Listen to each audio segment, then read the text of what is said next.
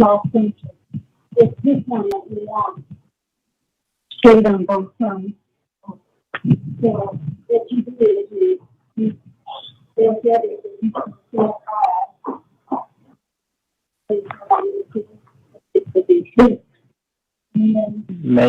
May you all please put your phones on mute? Thank you.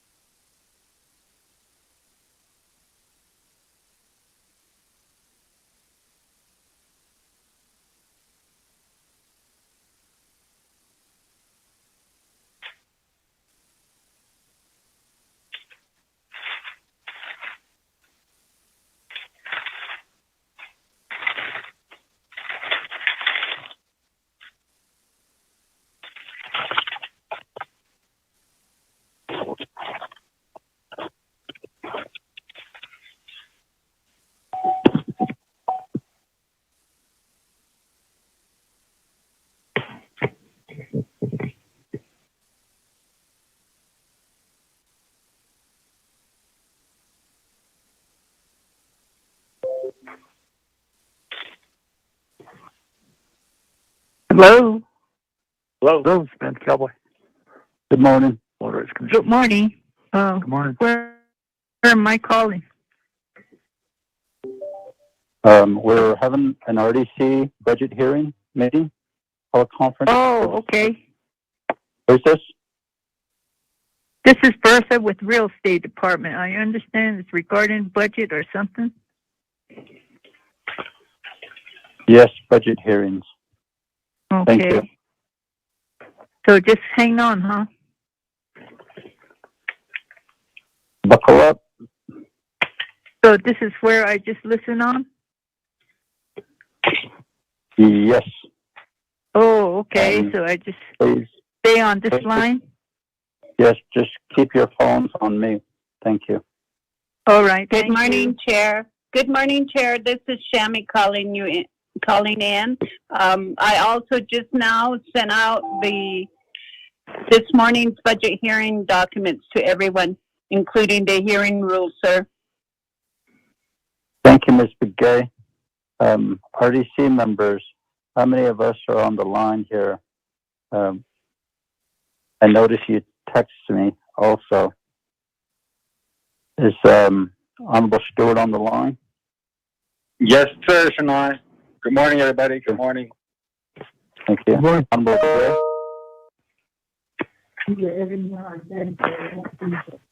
Honorable Begay. Chairman, RDC members, good morning, everyone. This is Delegate Callan. I'm calling in from Mini Farms. Thank you. Honorable Daniels. Honorable Daniels, are you on the line?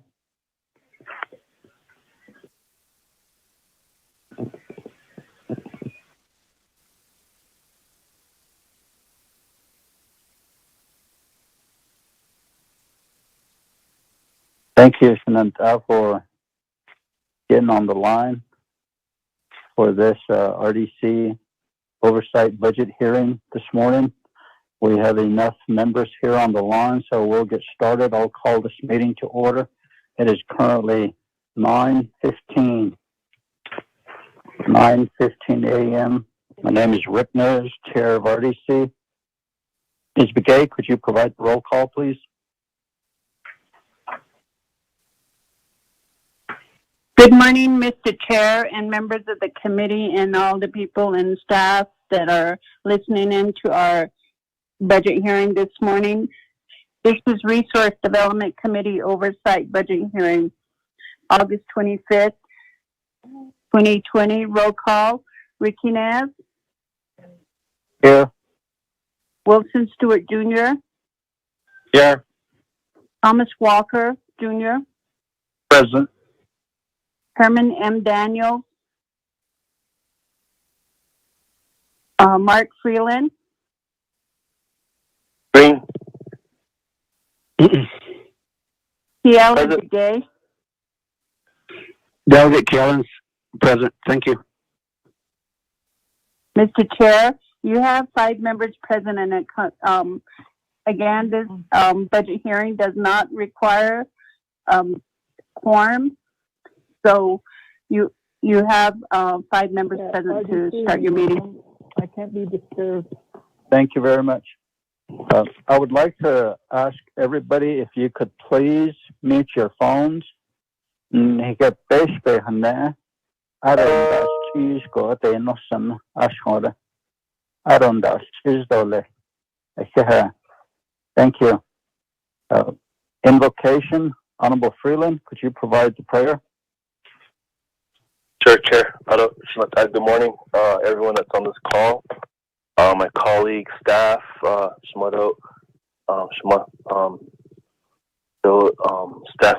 everyone that's on this call this morning, as we begin a new discussion and new opportunities for our Navajo people. Let's go ahead and bow our heads and pray.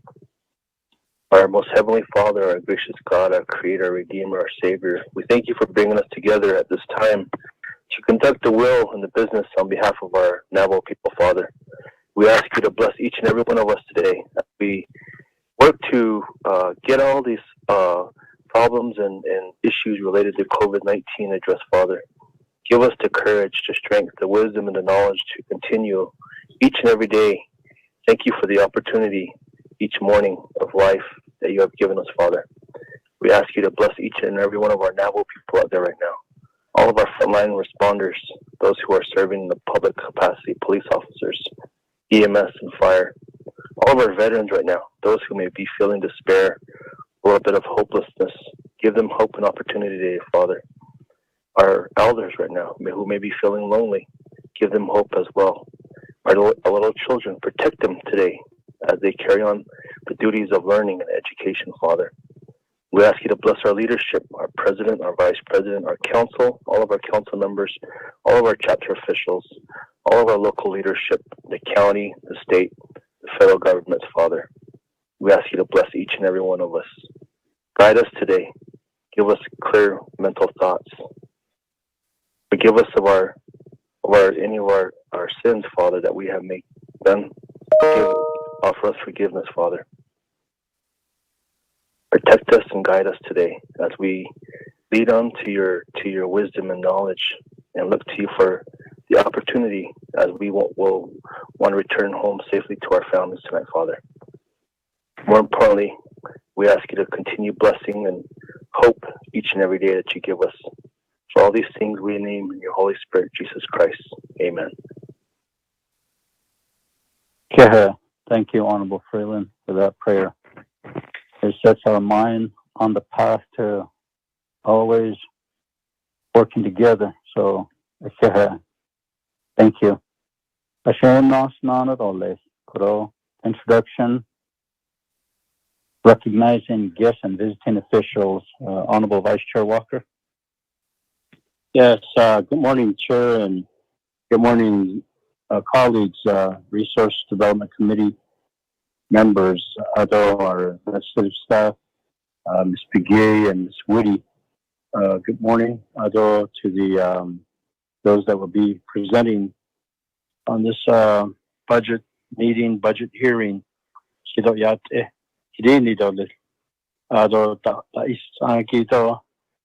Teacher,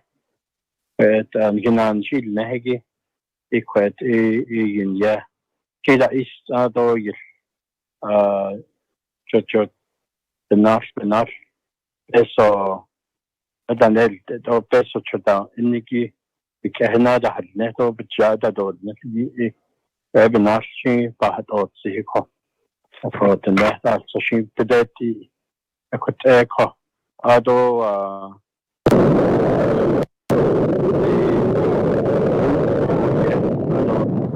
koto horia kana hadinto adona na hamito eko hake adon asumza kalamis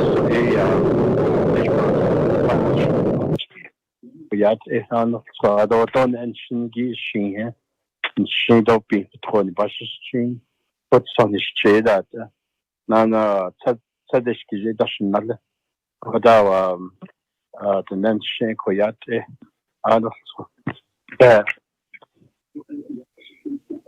Thank you, Honorable Vice Chair Walker. Honorable Stewart. Good morning. Nai, Kat, those, Zaya, those, Isaac, Auto, staff, and Osenegi, Mr. Branch, that, Auto, the visitor, and Osenegita. Honorable, good morning. So, yeah, Shaya Wilson, C. Stewart Jr., A, and Share those, Sony, A, and Niners editor in a basis team. Touching in the shade, people find the Chanela, though Aquadota, so then he has not, though Quado business unanswered. So, though back and she, the twin cylinder, and he without the on community than the Negi a bus as a yacht in on Hidini Dole Nana. Thank you, Honorable Stewart. Honorable Freeland. Chair, good morning. God bless you, each and every one of you today, my colleagues and everyone on this call, your families. Wish everyone good thoughts and a good, prosperous and productive day today. All of our Navajo Nation employees as well. Have a productive day and a blessed day. Shije Mark Freeland the Shiro, Dosenigi Twitson in Schnodok Kia Ani, a Bushes Chin, Sandra Kinney Dashache, Rotsina Betling Edisonale. I represent 8 chapters out of Eastern Navajo Agency. Chair. Still the Crown Point, though, Natushki, so Vicente, White Rock, Lake Valley, Herfino, and I represent those 8 chapters out of Eastern Navajo. Thank you for the opportunity to introduce myself, Chair. I also wanted to welcome Representative Orlando Teller. He's on the line with us this morning. Representative Teller, LD7, I want to thank you for joining us this morning. Thank you. Thank you, Chair. Thank you, Honorable Freeland. Honorable Begay.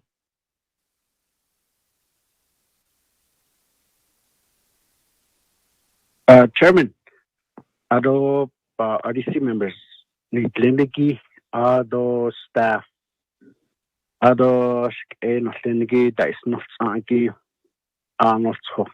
Yat a pen hit the Schneiderly. Kudona Tito Stage Hanrani Eden and Slonki Ani, a dasha. Ado but Ani a dash shadow, this cheapney a dashanale. Dag Ehalan, Nazlin, Salana Cutton with Kachibuga, Adolo Mountain. 5 chapters represent to the 24th Navajo Nation Council. Although I sit on the Navajo Hope Land Commission, the Nabi Subcommittee State Task Force, although the 2020 census project the Nanal Ninijiki. Ako ego kodoshin on this instance again of Linigi Ado Kodo budget hearing Ninigi. I'm sure it'll be lengthy. Just anticipate plenty of questions from me. So just be in preparation. I don't know if budget though based on the So what Ella, Chairman, thank you. Thank you, Honorable Begay. Honorable Daniels. Honorable Daniels. Gay Rick Nays in here. Hawashanan Snow, Zay Kachi, and Bashish Chain, Sanahabish, that should say, Arokia, Ani, Dashin, Malahatai, Nanch, has Congo chapters in the Lebanashnish, Sadak, on the San Juan, and Hamzat, or East of the Cardo, East in the Shkis, Bashnanish, Kodoshik, at the RDC staff, Ms. Begay.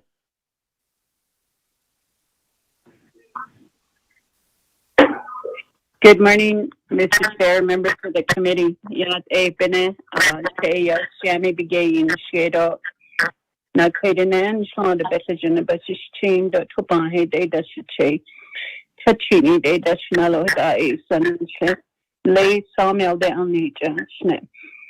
Although,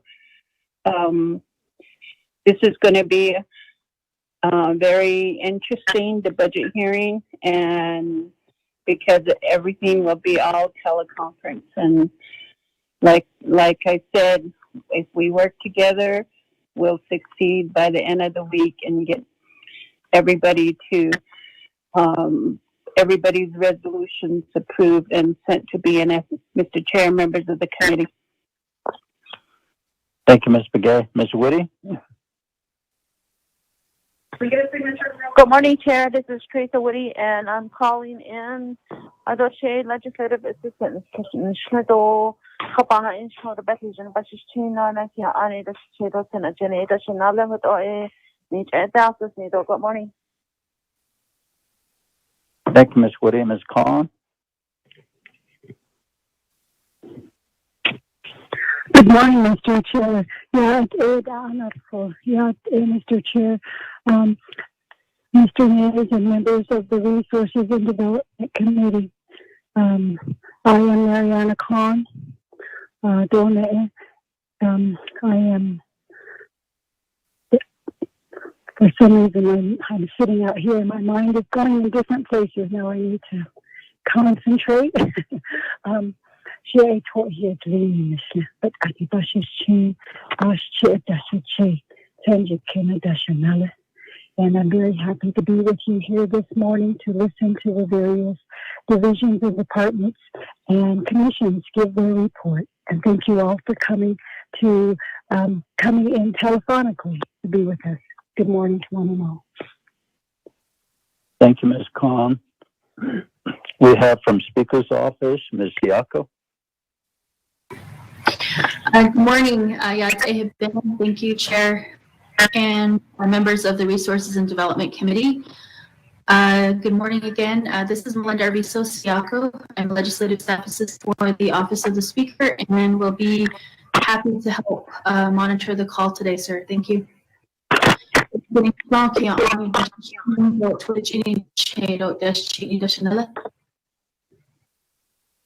Thank you. Ms. Yazzie?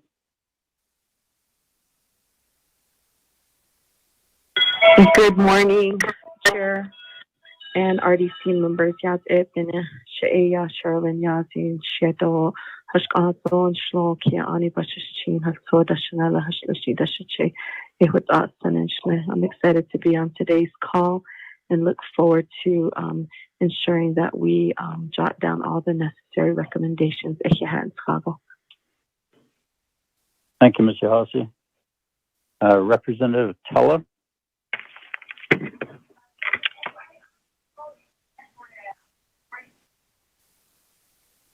Orlando Teller.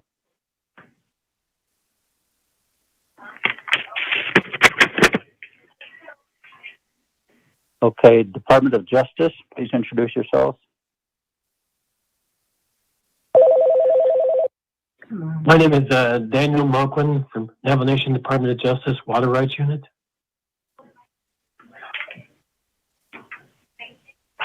Good morning.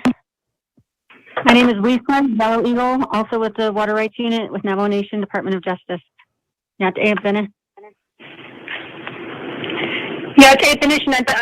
is Celia Thomas with the Navajo Nation Department of Justice Water Rights Unit.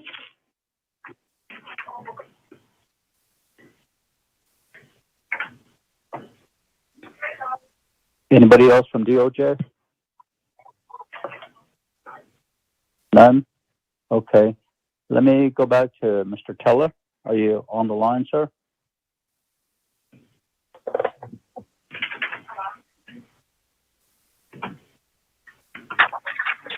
From real estate? Oh, yeah, this is Bertha Aguirre with Real Estate Department, Division of Economic Development.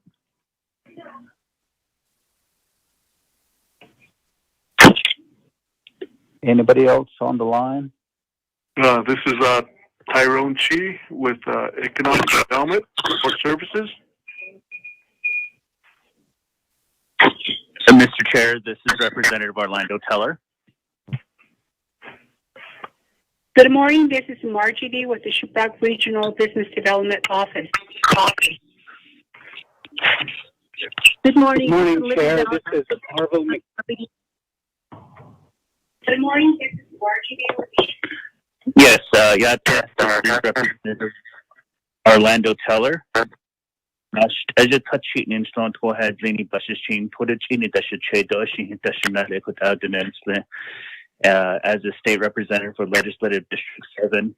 This today's meeting with RDC is critical to understanding Navajo Nation Council's next step for 2021 and how we can continue working together cooperatively in addressing the needs of the Navajo Nation at the state level. Thank you. Thank you, Mr. Teller, for joining us. Next. Good morning. This is Arvil McCabe with Economic Development Tourism Department. Good morning. This is Michelle Jones with the Navajo Nation Gaming Regulatory Office. Good morning. This is Garrett Silversmith, Division Director for Navajo Division of Transportation. Thank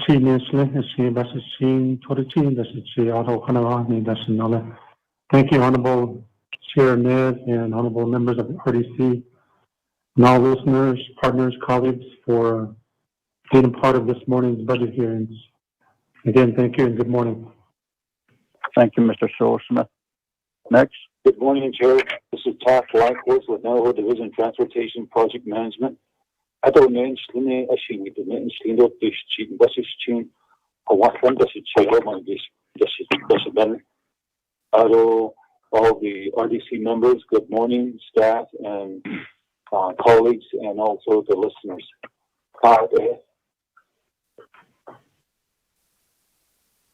Next. Good morning. I'm Alvin Winika with the Navajo Business Regulatory Department, Division of Economic Development.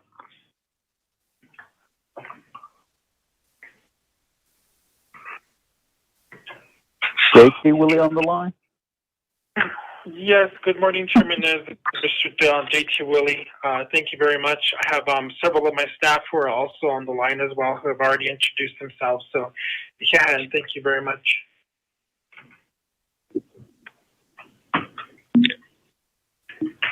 Good morning. This is Libby Valcho from Fort Defiance RBDO. Thank you.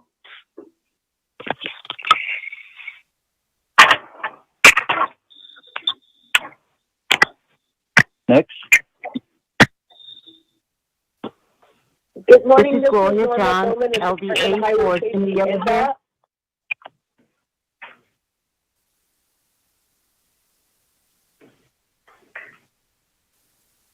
Next.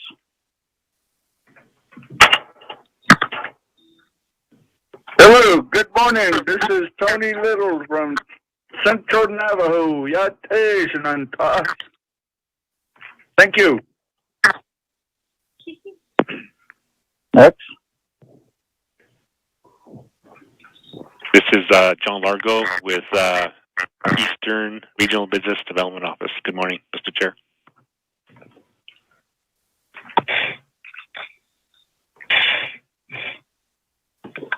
Anybody else? Good morning. This is Dolly Lane. I'm with the Western Regional Business Development Office, acting program manager.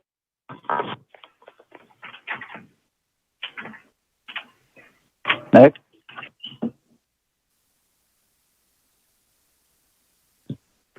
Morning, Shantai. This is Ben Cowboy with the Nelson Nation Water Rights Commission.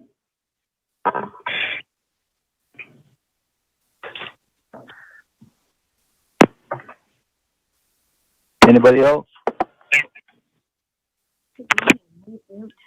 Yeah, hey, Bennett. This is Jacqueline Mitchell with the Navajo Water Rights Commission. Good morning to you all.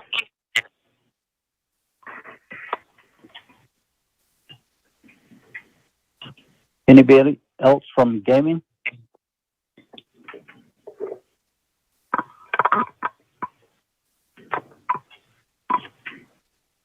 None? Kushila. We'll move down the agenda here. Nanda, do you have any announcements, RDC members?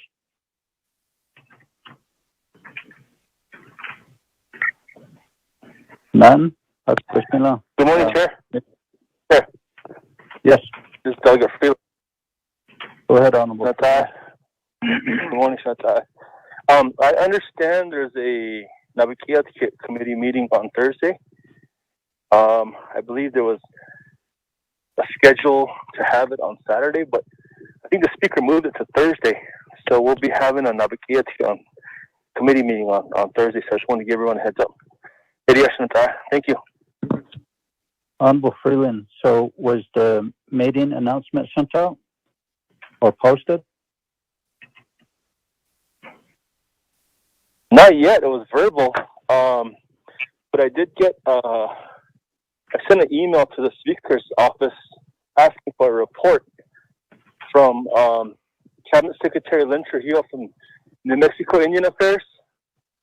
And the Chief of Staff did respond, stating that she was going to work with Mr. Potero to get that report onto Thursday's agenda.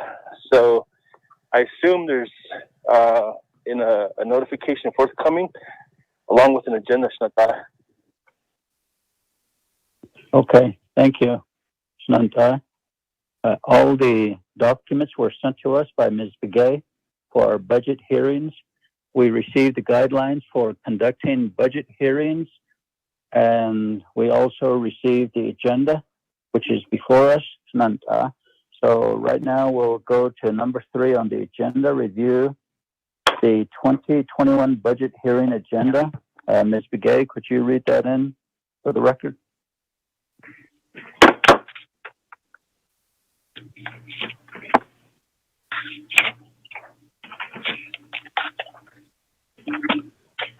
Ms. Begay? Oops, I forgot to unmute and I was just reading along.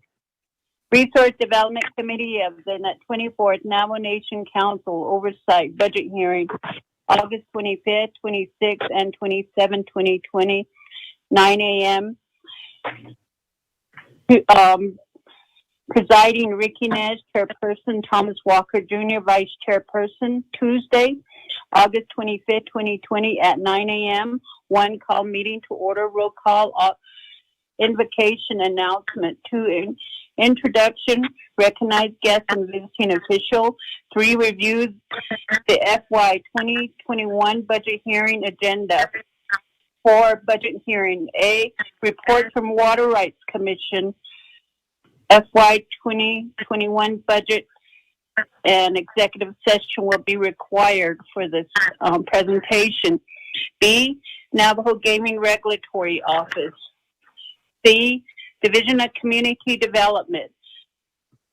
D, Navajo Division of Transportation, Wednesday, August 26, 2020 at 9 a.m. the continuation of the budget hearing, calling meeting to order, roll call, invocation, announcement, introduction, recognized guests and visiting officials. E, Division of Community Development. F, Navajo Environmental Protection Agency. Thursday, August 27, 2020, continuation of the budget hearing. 1, calling meeting to order, roll call, invocation, announcement. 2, introduction, recognized guests, visiting official. G, Division on Natural Resources. H is set aside there for all and any budget revisit the committee wants to address. Then conclusion of committee meeting, other announcement and adjournment. At the bottom, you will see that the upcoming meetings that we have scheduled. So on Friday, RDC will have a special meeting, and that will be in lieu of this Wednesday's meeting. And that's when we're going to consider all of the budget legislation and any pending legislation. Mr. Chair, members of the committee.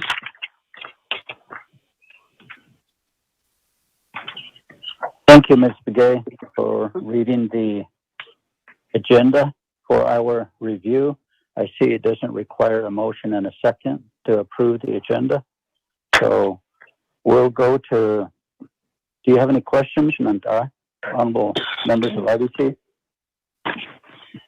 Chairman Allen. Honorable Begay, go ahead, sir. Just for the record, could we also have our staff read the hearing, the protocol that was provided to us? That way we follow those hearing procedures. Chairman. Thank you, Honorable Begay. Ms. Begay, could you read the guidelines for conducting budget hearings from Rule 1 to Rule 9? For the record. Sure. Okay. Resource Development Committee guidelines for conducting budget hearing. Rule 1, the chairperson of the Resource Development Committee shall preside over the hearing, maintain decorum and order. The vice chairperson of the Resource Development Committee shall preside in the absence of the chairperson. The committee may select a pro tem chairperson in the absence of both the committee chair and the vice chairperson. Rule 2, all members of the committee shall be allowed to ask questions of the presenters at the discretion of the presiding chairperson, representative of the Office of Legislative Counsel, the Office of the Attorney General, or the Office of the Auditor General may be permitted to direct questions during the hearing. Rule 3, formal rules of evidence and procedure shall not apply to the budget hearing. The chairperson may exclude testimony, evidence, or irrelevant documents inconsistent with the Budget Instruction Policy Manual. Rule 4, Office of Management and Budget personnel shall read into the record the funding summaries for the division, departments, and program prior to commencing with the presentation by the presenters. Rule 5, prior to testifying, presenters shall be given a maximum of 10 minutes for oral testimony. This period may be extended by any committee member. Rule 6, in addition to oral testimony, presenters shall be allowed to submit written testimony, including any other documents or material in support of their testimony. The presenter shall identify such materials and documents for the record. Rule 7, testimony shall be pertinent to the issues identified by the committee. Testimony shall not include matters that are currently in litigation or in the grievance process, except as they relate to the financial impact for budget hearings. Rule 8, with regards to the budget hearing, recommendation shall be rendered by the committee in accordance with the fiscal year budget manual. Rule 9, all hearings shall be open to the public. In the event the committee determines that issues and matters presented to the committee are sensitive and confidential in nature, the committee may convene into an executive session. Mr. Chair and members of the committee. Thank you, Ms. Begay. Honorable members of RDC, do you have any questions related to the agenda and the guidelines?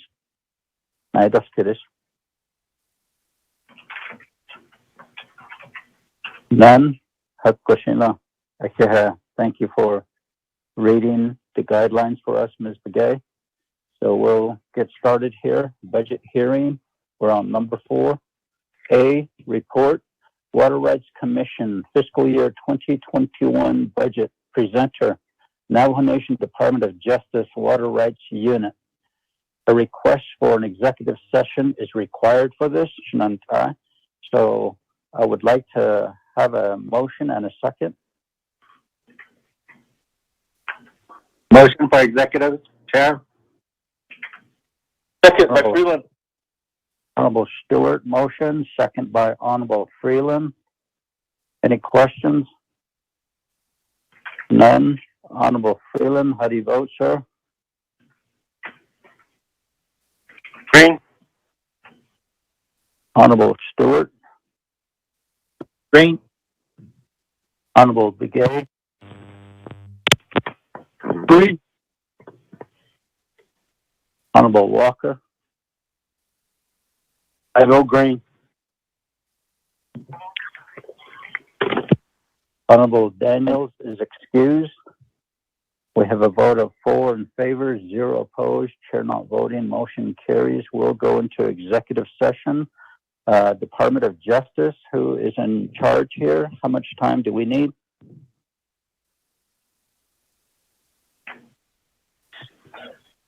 I'm not sure that I'm in charge, but this is Dan Moquin for the Navajo Nation Department of Justice. Thank you, Chairman, for asking me that. It really depends on the amount of questions that are asked. I mean, I foresee that there probably are quite a bit of questions, but I have no way to anticipate that.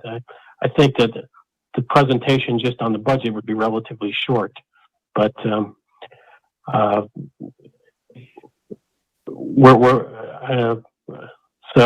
I don't know exactly the amount of time to ask right now.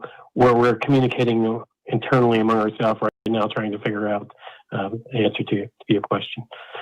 Okay.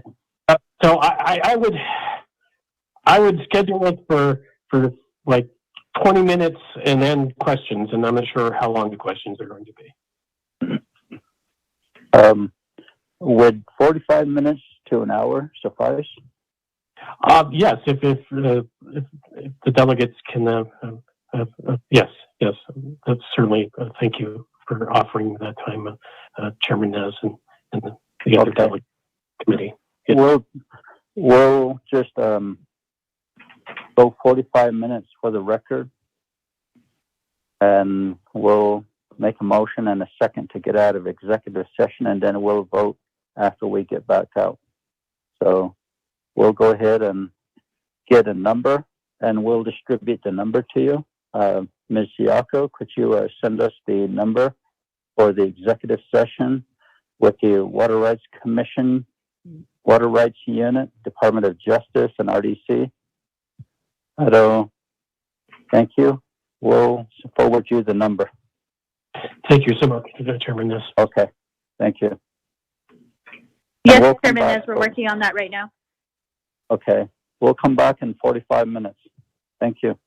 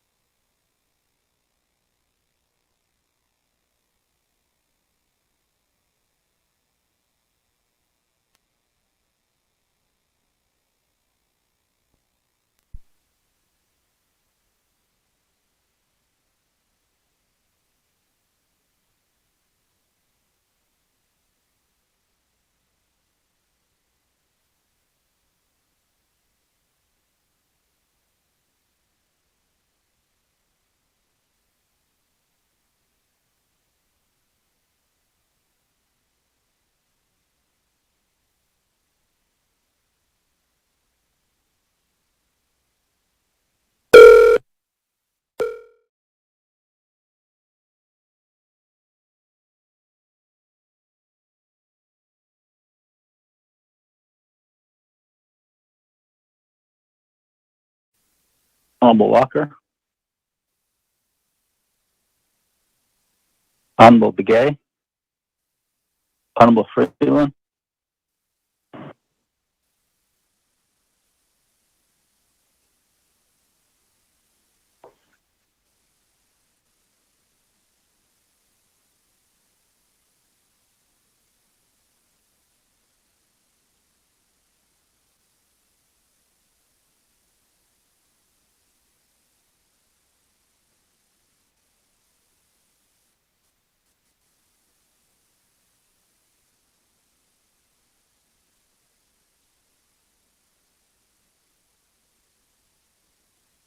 Honorable Walker. Vice Chair Walker, are you on the line? Yes, I'm here. Thank you. Honorable Begay.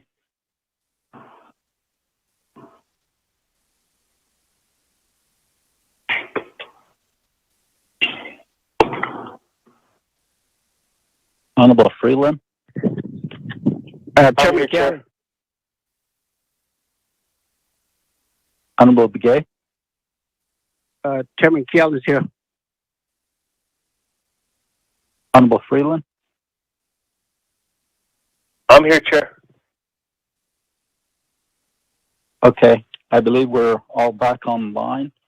There was a motion by Honorable Freeland, Honorable Stewart, motioned at 10:34, which is 45 minutes, to get out of executive sessions. And I'd also like to vote on this. Honorable Freeland, how do you vote? Green.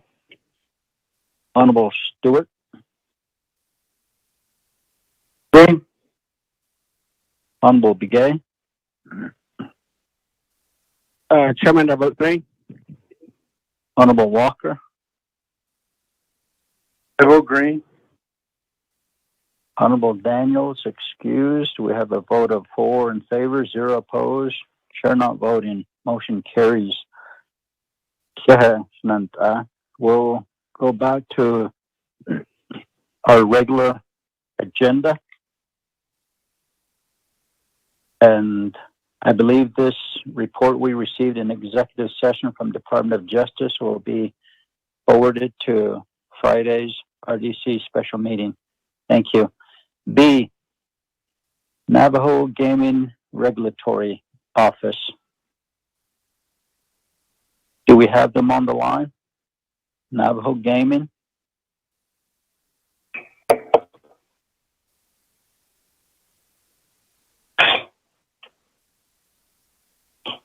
Navajo Gaming Regulatory Office, are you on the line?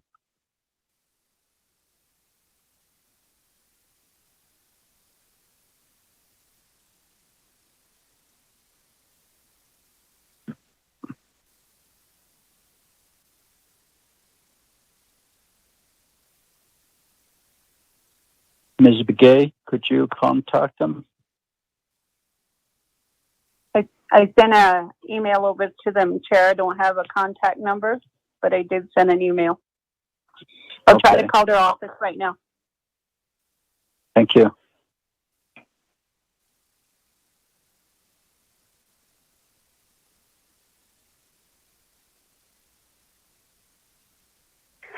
This is Michelle Jones with the Nomination Giving Regulatory Office. I'm sorry, I think my other phone was not going through it or speaker was off the mic.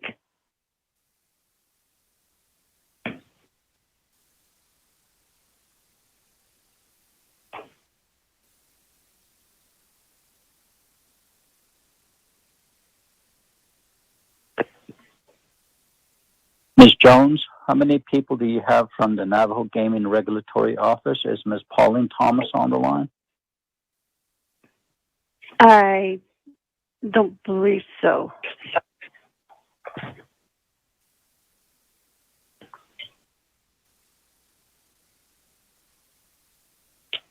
Do we have ONB on the line? ONB staff?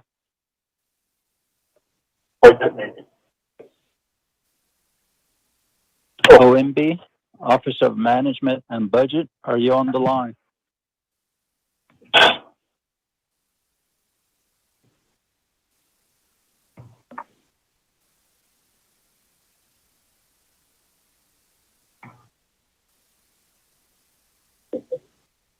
May you all please put your phones on mute.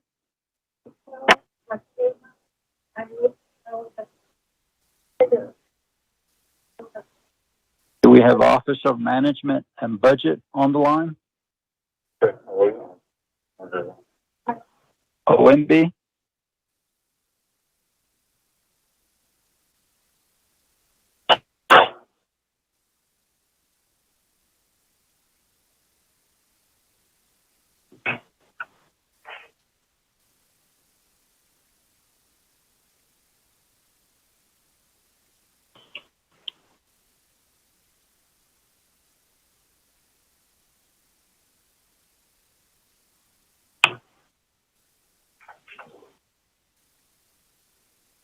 OMB, Office of Management and Budget staff, are you on the line?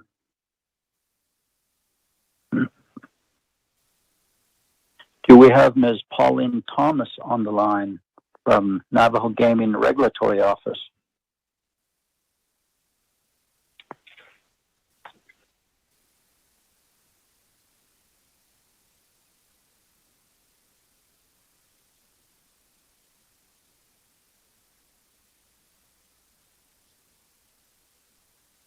Do we have anybody from the Division of Economic Development on the line? Yes, Chairman Nez, this is J.T. Willie. Okay, thank you. Do we have anybody from NDOT on the line? Just to make sure that you're all making yourself available for this budget hearing. NDOT, are you on the line? Good morning, Honorable Chair Nez. Yes, we are on the line. This is Garrett Silversmith. Thank you. Thank you, Mr. Silversmith. Office of Management and Budget.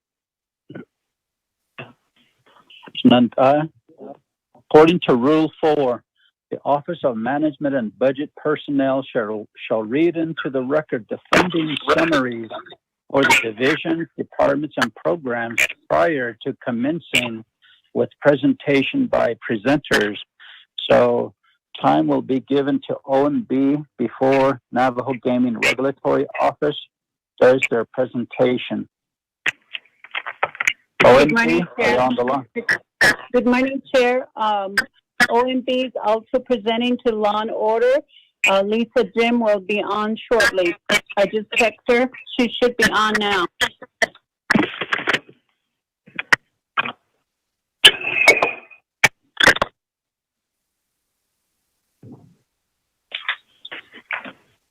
OMB, Ms. Jim, are you on the line now? Good morning. This is OMB. Chair, Ms. Lisa Jim is trying to get on the line, and her call has required a PIN number, so she's working to get on the line. Okay, thank you.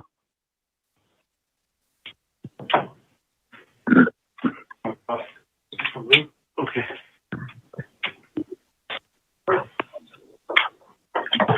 Is there a gaming regulatory binder in there? Get it from.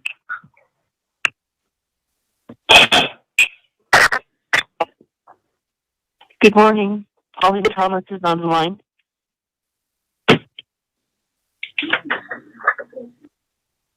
Thank you, Ms. Thomas.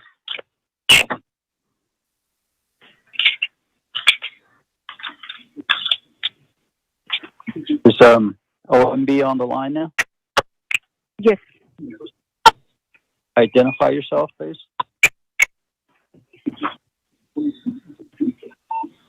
Selena Begay, OMB Budget, Senior Budget Analyst. Could you say your name again, please? Selena Begay. Selena Begay? Yes. Thank you.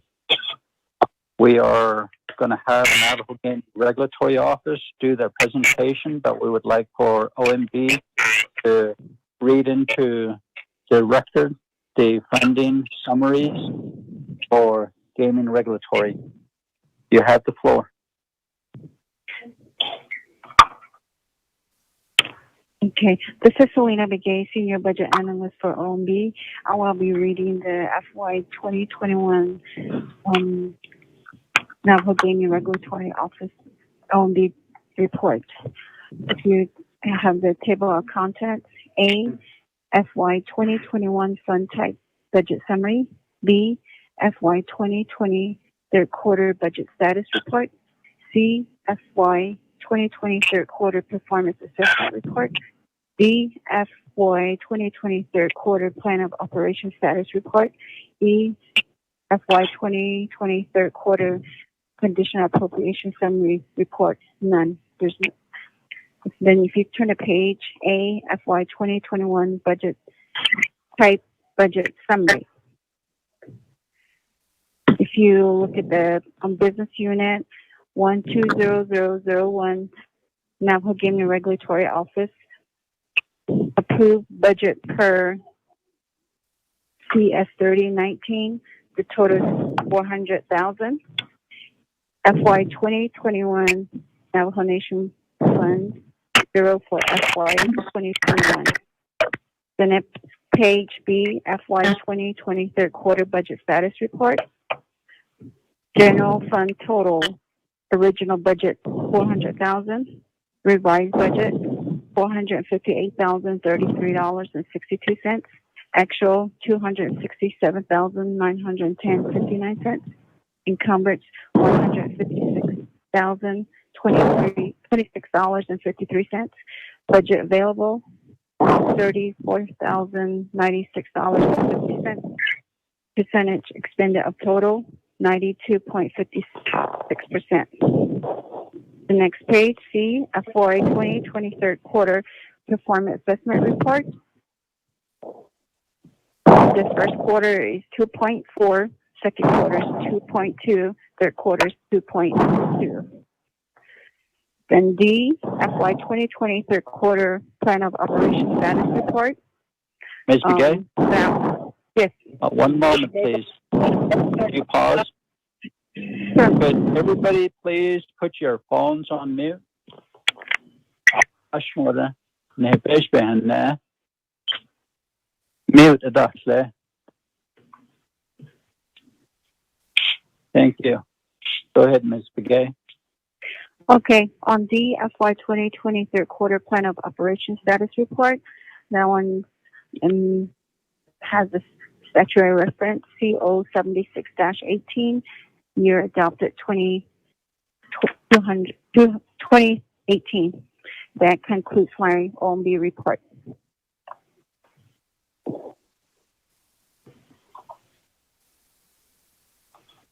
Thank you, Ms. Begay.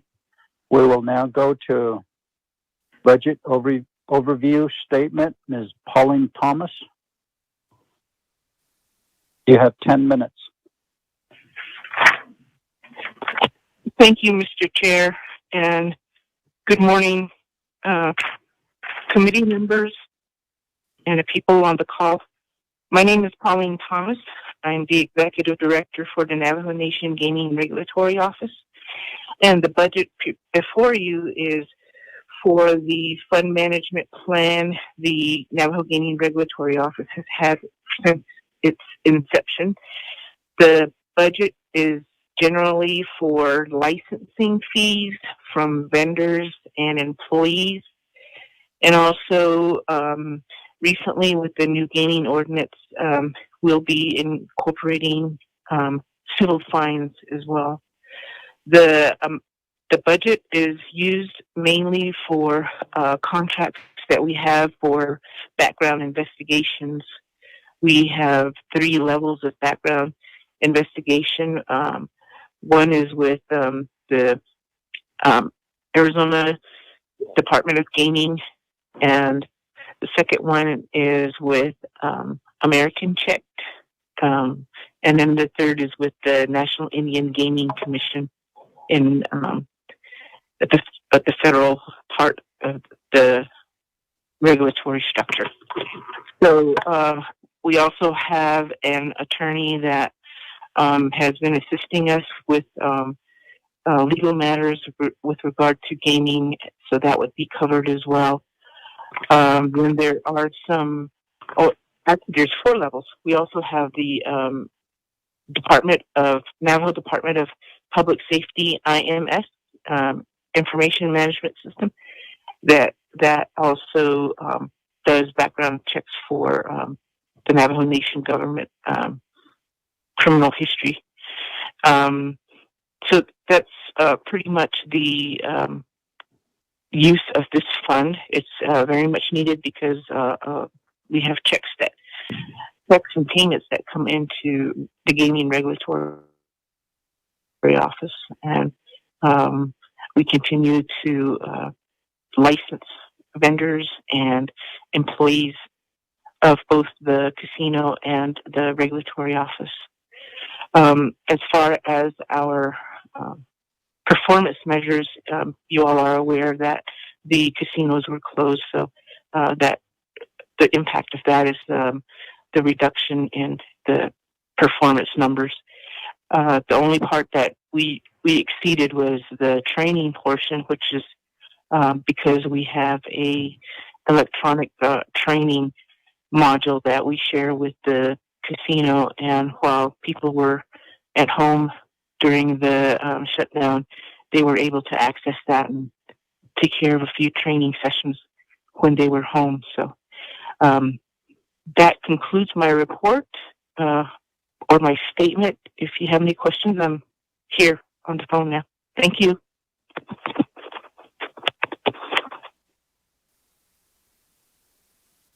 Thank you, Ms. Thomas. Do you have your budget available, Ms. Thomas?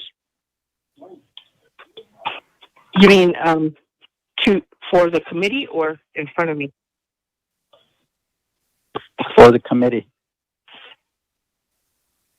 I believe that OMB has it in their packet. There's a legislation document, and at the end of the legislation document is the budget.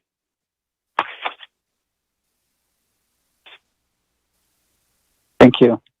Honorable members of RDC, any questions, comments?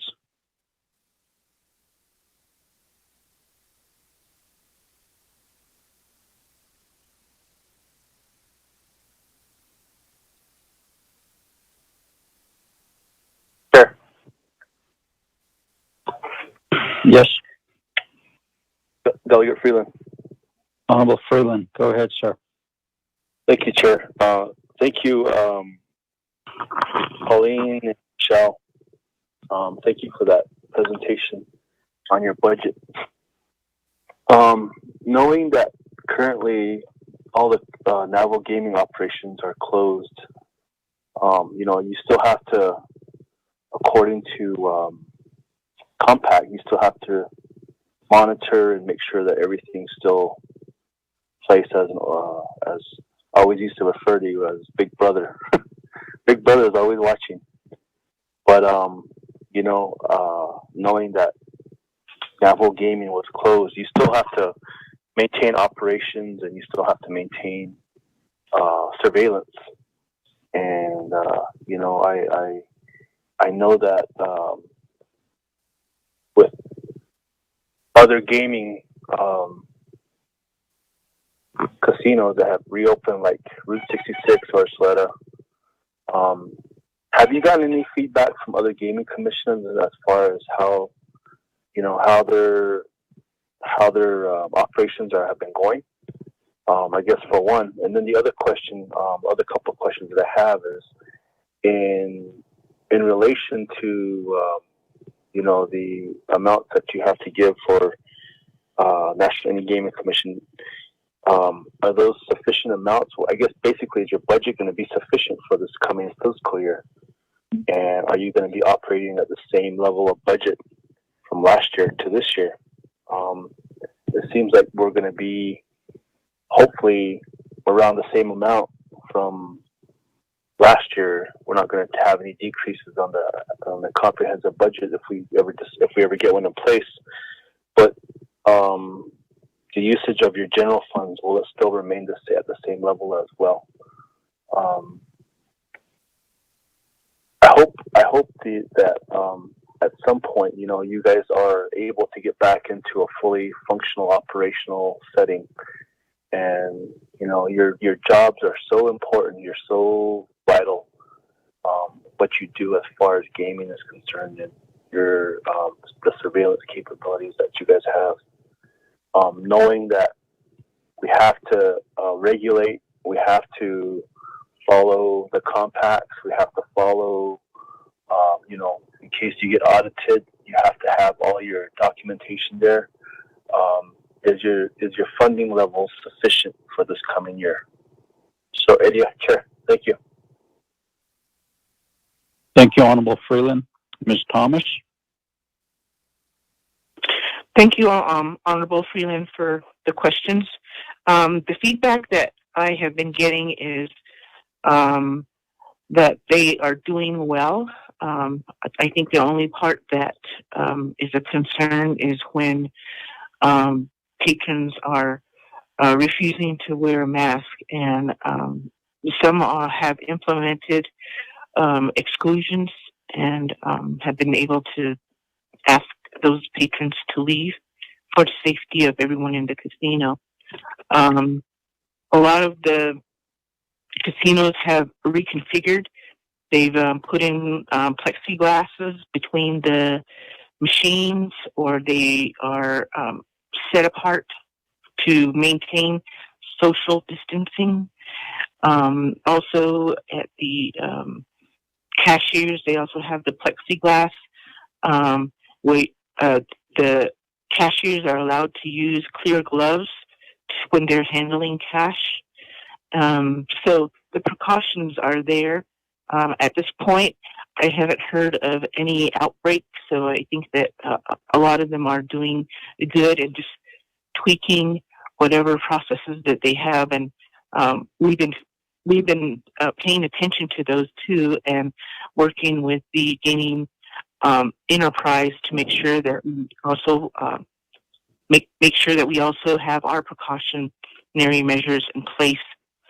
So, and just this morning, I was advised that White Mountain opened up part of their casino too, just a small part of their gaming floor. So people are slowly opening back up, and I think that there are going to be just many changes, but the internal controls will still be there, because any changes to procedures for the enterprise and the casino have to go through the Gaming Regulatory Office, and so we'll be getting those, and we'll be making some of the changes. So that's the answer to question number one. Question number two, the Navajo Nation Gaming Regulatory Office receives its funding from the slot leases, the transfer, the gaming device registration transfer pool agreement, and so it's a special it's a special fund, and so it doesn't go into the general fund. However, this fund itself is sufficient, $400,000. It used to be a lot lower, but we've been able to produce our numbers and do our analysis, and the controller's office increase our revenue projection. We probably could increase it a little bit more. Well, we were thinking of doing that. However, the COVID-19 happened, so that is going to impact the numbers, depending on the number of employees that come back to the gaming enterprise and the number of vendors who continue to be in the gaming industry. So I think that the amount that we have on our budget is sufficient for this fund.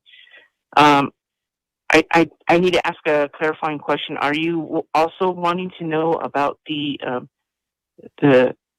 bigger budget that supports the personnel and operations? Honorable Delegate Freeland? Honorable Freeland? Yes. Your overall budget.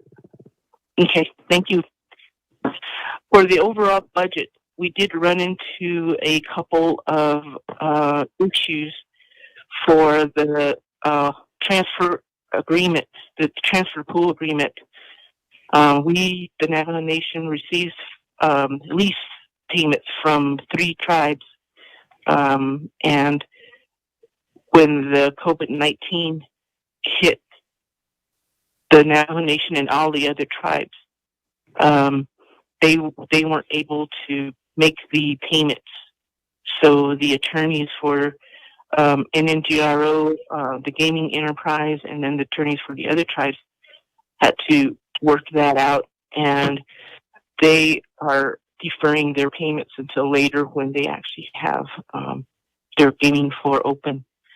So there will be at least 2 quarters where we probably won't receive a payment for a while.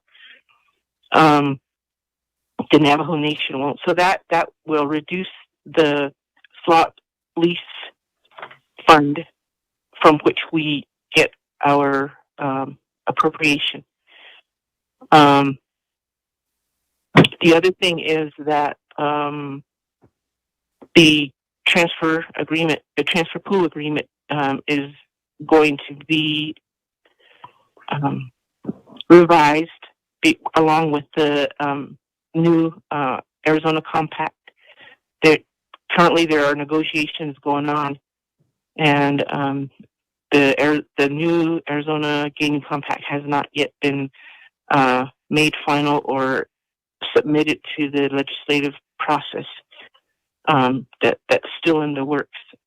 So, but for this fiscal year, the impact of what COVID-19 has done closing the casinos is that our funds will be less than what we generally use. And for that reason, what the NNGRO and myself are doing is we're going to tap into the gaming revenue distribution plan, and that's the revenue that comes in from the gaming enterprise. If you look at the Navajo Nation Code, where the gaming revenue distribution plan is established, the first distribution states that it should go to the Navajo Gaming Regulatory Office. We've never had to tap into that fund, but with the reduction in the slot lease fund this fiscal year, this FY 2021, we have to tap into that. So that will take care of some of our personnel expenses. And then on the slot leases fund, I'm still waiting for an amount that the controller will allow us to have in that budget. I anticipate that it's going to be very low, and for that reason, I'm making sure that we are also tapping into the gaming revenue distribution plan. So that's going to be a new fund that the Gaming Regulatory is hoping to receive in FY 2021. We also know that the funding is going to be decreased because this fiscal year, FY 2020, our budget was reduced by $1.5 million. So we had to reduce some of our operating expenses, and we were anticipating getting an additional, like a supplement, but then COVID-19 happened, so that pretty much stopped all of the travel expenses. Some of the operating expenses were stopped too, so that pretty much saved us because we were able to have that savings during the closure, and that is what we're running off of now. And that's the reason why if you look at the expenditure report, we're expending just about all of the funds that we've had. So that is the status of our funding for FY 2021. The budget for the gaming revenue distribution plan is now at the president's office waiting for the signature. After that, I'll be submitting it into the legislative process for someone to sponsor it. Thank you. Honorable Freeland, do you have a follow-up question?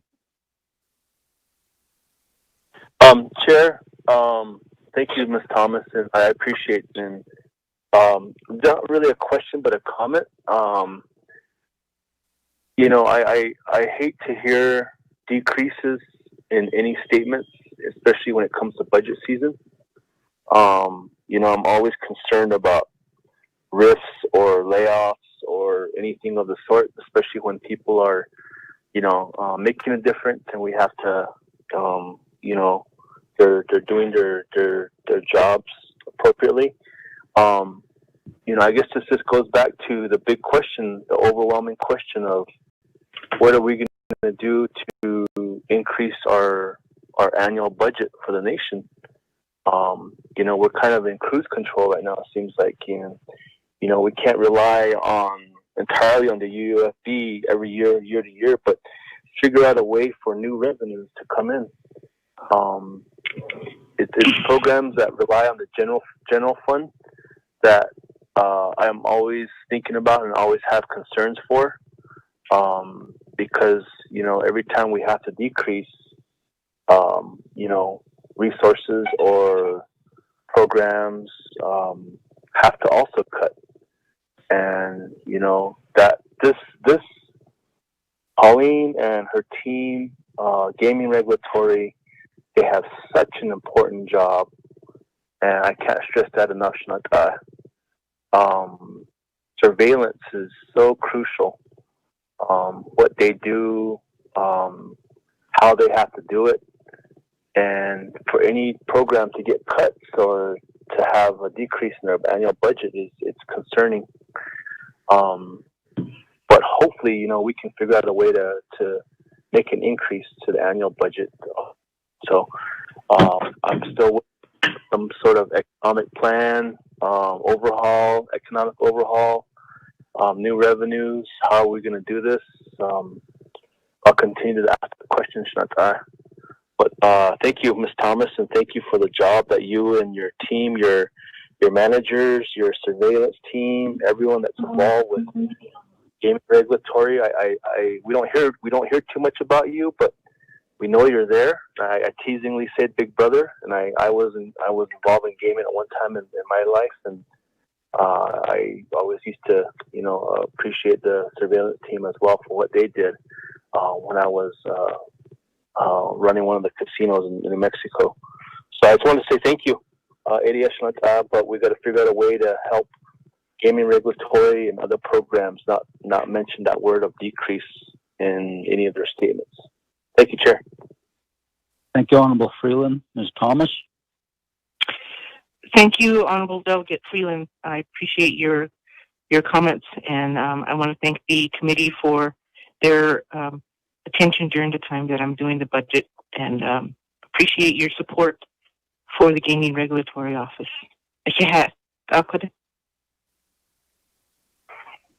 Honorable members of RDC, any questions, comments? I have a comment. Honorable Stewart, go ahead.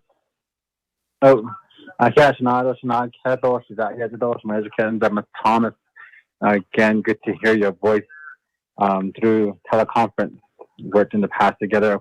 This one, I know with all the other budgets, we were able to view and see their budgets, and that's what I really wish we had with this one is a copy of their budget, instead of just the gold and the stuff that we have been viewing and that we reviewed with Ms.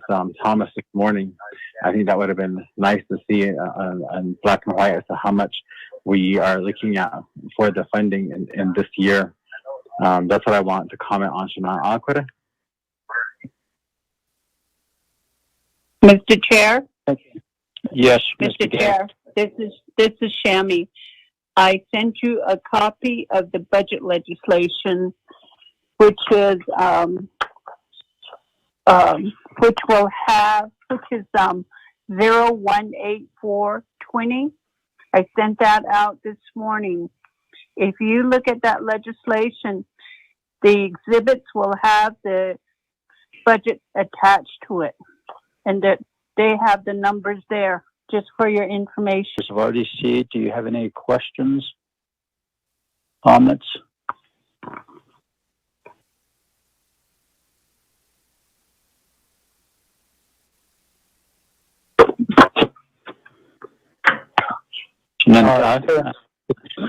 Chair.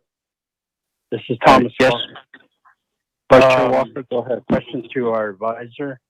What time did you send that document you just referenced? Ms. Begay? Hold on, let me open my email.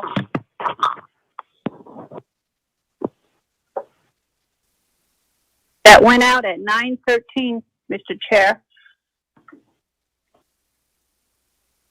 Vice Chair Walker, 9:13. It has the gaming, OMB gaming report, and it also has the hearing rules, and then it also has the copy of the 018420 attached to it. I can send it again. Okay, can you please send that again? Thank you, Chair. Thank you. Any other questions, comments? And our discussion what about for our unmet needs in reference to gaming regulatory?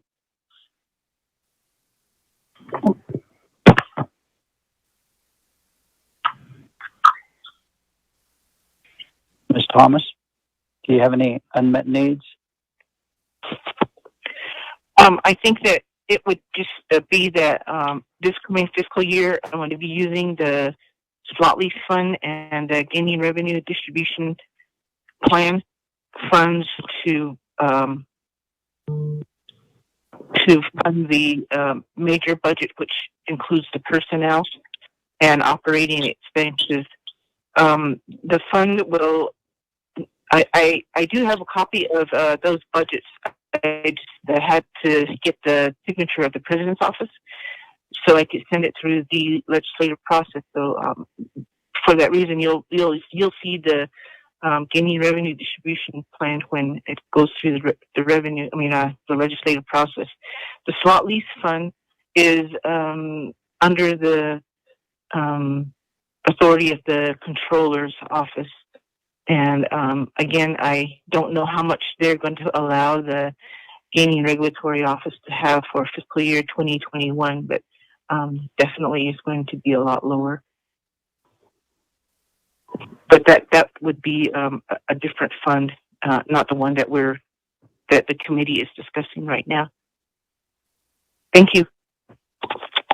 Ms. Thomas, according to the budget that we received as exhibits, Exhibit A has a total of $400,000. Is that what's being requested?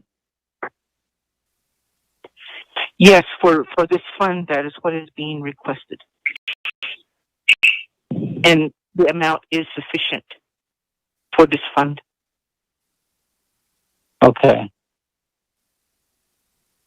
Honorable members of RDC, any questions? Chair. Yes. Delegate Freeland again. Honorable Freeland. Thank you, Chair. Ms. Thomas, was because your team were your staff and the gaming regulatory team had to work during the pandemic, during the emergency declaration. Are any of your staff getting any of the hazard pay or any of the potential bonuses? They had to go in. I know because I passed by Fire Rock several times and I did see some vehicles, and I know that they had to even though there's no one in the casinos or even though there's no one on the floor, they still have to maintain the surveillance regardless. And, during this pandemic, they have to watch the casinos and make sure there's regulatory occurring. So I guess my question is, within your budget or within any of the budgets or the legislation that we passed recently, 0110, will any of your staff be receiving hazard pay or all of your staff be receiving hazard pay that worked during the pandemic? Thank you, Chair. Ms. Thomas? Thank you for the question. Yes, we had staff who were coming in during the closure to ensure that the casino assets were protected and to make sure that no one was tampering with anything on the gaming floor. The staff have been submitting their special duty pay forms, and we are right now waiting for the controller's office to enter the budgets, I guess, for those resolutions that were signed. We do anticipate having to tap into the CARES Act funding for the special duty pay, but right now I haven't received what the process is. But the forms have been turned in, and we're just waiting for instructions on how the payout is going to happen. Thank you. Thank you, Ms. Thomas. Honorable members of RDC, any other comments or questions?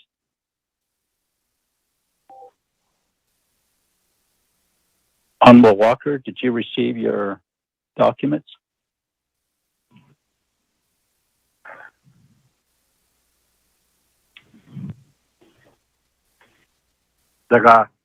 No.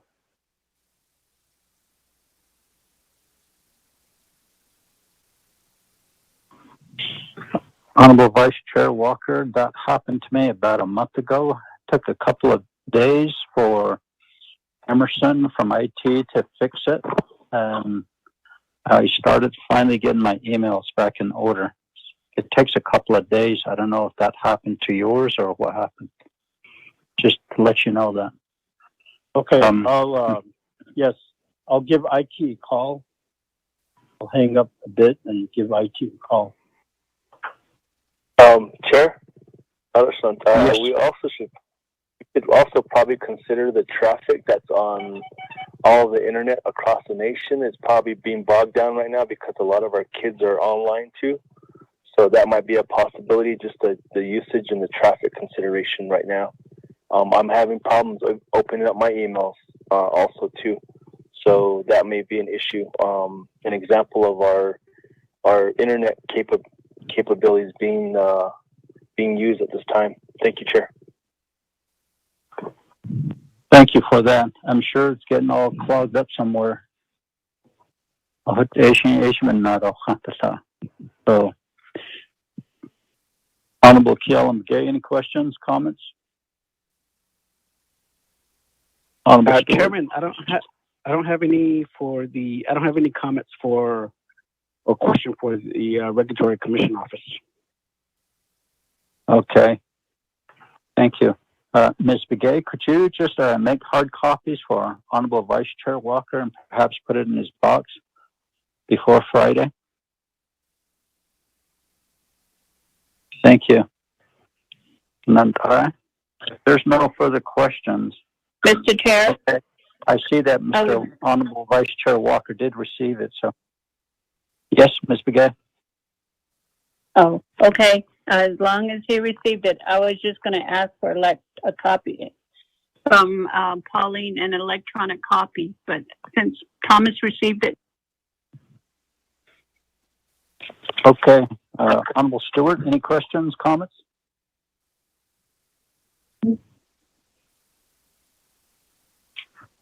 No, Shana, nothing. We're good. Okay. Honorable Freeland? Chair, no, thank you. Okay.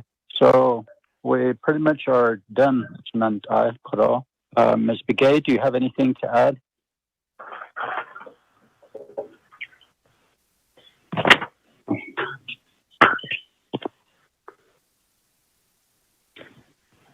Mr. Chair,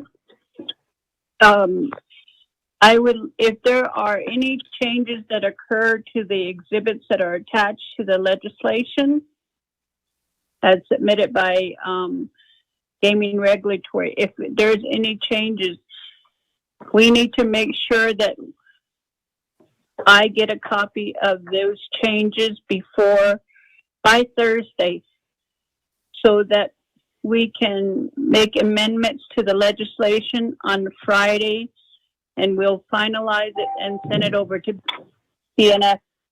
Mr. Chair.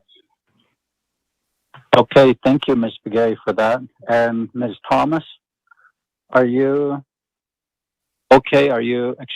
Your budget, is it acceptable with you? Thank you, Honorable Chair. Yes, it is acceptable. Thank you. Thank you very much. I believe there's no further questions or comments. And thank you. We will recommend this to the special RDC meeting on Friday, legislation 0184-20 for Navajo Gaming Regulatory Office. Thank you, Ms. Thomas and Ms. Jones. And also ONB, Ms. Begay, Selena Begay, thank you for your assistance. So we'll move down. Thank you very much. QC, Nantai, Division of Economic Development, presentation from ONB, budget and performance summary reports. We pretty much have the binders with us for Division of Economic Development, Nantai. So ONB, you have the floor.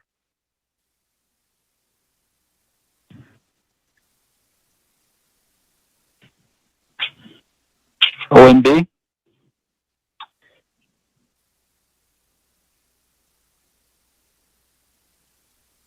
Hold on for a second.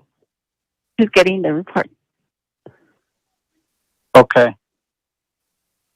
Please hold. You're good now? Hold on. She's getting the report, Lisa. Hold on. Okay.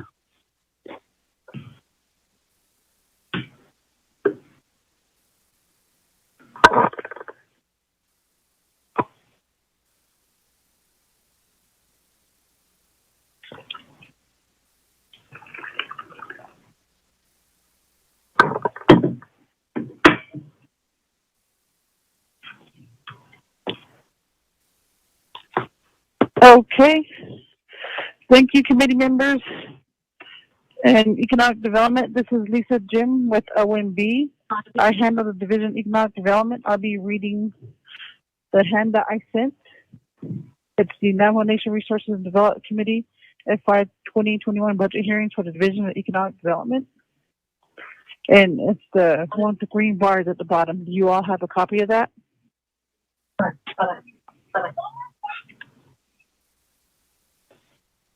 Yes, sir. I believe so. Okay, that was the cover page. I'll be reading the table of contents, and that has item A, FY 2021 fund types budget summary. Item B, FY 2020 third quarter budget status report. Item C, FY 2020 third quarter performance assessment report. Item D, FY 2020 third quarter plans operation status report. And item E, third quarter conditions of appropriations. There are none for economic development, so none is listed there. Part A, FY 2020 fund type budget summary. And I'll be reading the worksheet on the next page. Division Economic Development. Ms. Jim, could you hold one moment, please? RDC members, do you all have the report with you? Honorable Walker? Chair, is it the 10-page report?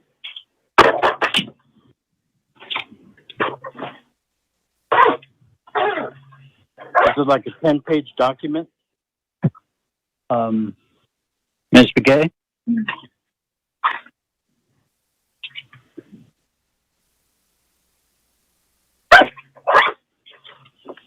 Mr. Chair, on the email title, it should say OMB's report. That I sent that out. And hold on.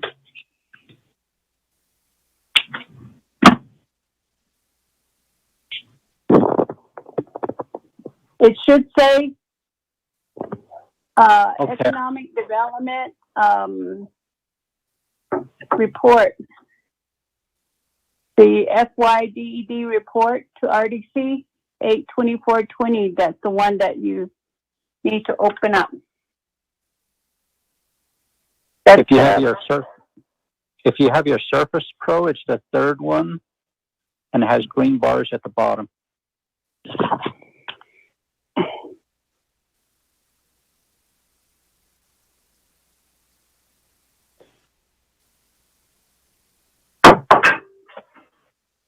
Do you have it, Honorable Freeland? Honorable Stewart? Honorable Beguette? No, I don't. Okay. It was just sent to us just a while ago. I'm up right now. Yeah, the Excel, I just got it, yes.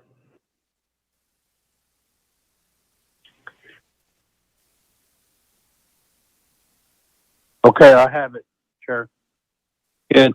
It's the third one, so it has a green bar at the bottom. It'll say the Navajo Nation at the top, Resources and Development Committee, Fiscal Year 2021 Budget Hearings, Division of Economic Development. Go ahead, Ms. Jem. Okay. Which Chair. page are you on now? I am on item A, the FY 2021 Fund Type Budget Summary. Okay.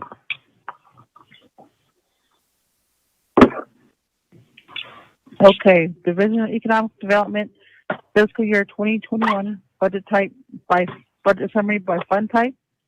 For FY20, the approved budget per CS 3019 was $6,495,531. The proposed general fund for 2021 is $5,065,311. Indirect costs is $402,142. Proprietary fund is $250,000. Fiduciary fund is $0. Special revenue fund internal is $1,165,220, and special revenue fund external is $0, giving you an overall total of $6,882,673. Moving on to Part B, FY 2020 third quarter budget status report. It's the Navajo Nation budget status report as of 6/30/2020 for the Division of Economic Development. The general fund total original budget is $5,545,778. Revised budget is $6,207,952.58. Actuals is $2,831,102.65. Increments is $477,061.60. Budget available is $2,859,788.33. Giving expense total of 53.93%. The three at the bottom are the proprietary funds. So the original budget for the proprietary funds was $1,430,220. Revised budget is $2,316,515.88. Actuals is $822,740.21. Encumbrance is $141,733.98. Budget available is $1,352,041.69. Giving expense total 41.63%. The grand total original budget with everything added together is $6,975,998. Revised budget is $8,524,468.46. Actuals is $3,693,842.86. Encumbrances is $618,795.58. Budget available is $4,211,830.02. Giving expense total of 50.59%. Moving on to the next page. Item C, FY 2020 third quarter performance assessment report. Janet, you want to do it? It will be done by Janet McCabe. Okay, Ms. McCabe. Thank you. The program performance assessment scores for the 14 business units within the Division of Economic Development. I will go to the bottom. Average score per quarter. First quarter is 2.08. Second quarter is 2.03. Third quarter, 1.79. Moving on to tab D, the plans of operation status report. You have 14 business units with a current plan of operation. The year adopted is 2019. That concludes the OMB report, Mr. Chair. Thank you very much, Ms. Jim and Ms. McCabe. Attorney Yahakuro, the budget overview statement to Mr. J.T. Willie. 10 minutes, sir. Mr. Willie? Oh, yeah, Mr. Chair, honorable members of the Resources and Development Committee, and then also to my division employees who are also joining us here today. The current IUC here in Tago, the Division of Economic Development, the Division Director, Esali, so IUC by Haynes and Tago, Tago. Our division is divided up into different areas of the Division of Economic Development. The administration department that I sit in, as well as also our other units that were described earlier by Ms. Jim, our business regulatory, our project development, all of our regional business development offices throughout the Navajo Nation, our Chinle area, Eastern Navajo, Shiprock, RBDO, Western Navajo, Fort Defiance region. Our support is an internal office that oversees the Division of Economic Development. It also assists with many of the expenditures like for our Kerrigan complex here at the St. Michael's building. They do some management budgets as well. And a lot of our internal human resources projections, as well as also assistance for human resources recruitment and retention of employees. Our small business development, as I mentioned earlier, oversees our regional business development offices. This particular unit is overseen by Ms. Elaine Young. And then our real estate department is overseen by Ms. Martha Aguirre. And our tourism department, which is also overseen by Mr. Arvo McCabe. In the budget proposal, a summary packet that was submitted to you all, there's an outline of expenditures that were submitted for FY 2021 of our proposed budget that's outlined this year. Our total allocation request for this particular fiscal year outlines at around $62 million. We put off based off of the percentages that were given down from leadership, as well as also to offer recommendations that were given to us in the meetings, and then the allocation that was brought down from the Office of the President and Vice President. So through the budget that you see here, through an extensive review that oversees the expenditures manageable for the Division of Economic Development from the administrative department all the way down to our business development offices. Each one of our offices, of course, that was mentioned earlier as well by Ms. Pauline, that we faced a halt in operations over the current year. So therefore, our reportings for the third quarter reports do reflect based off of our assessments report that you see there, because of the lack of services that we were not able to provide due to the COVID-19 pandemic. Of course, with the different evaluations that took place this year, many of the offices have to go through a review process when they submit their Form 2s for justification. And so since majority of these offices were not able to fulfill a lot of those duties, responsibilities, or even the goals that were identified, they were not able to provide the necessary services able to bring forth here to succeed for our third quarter.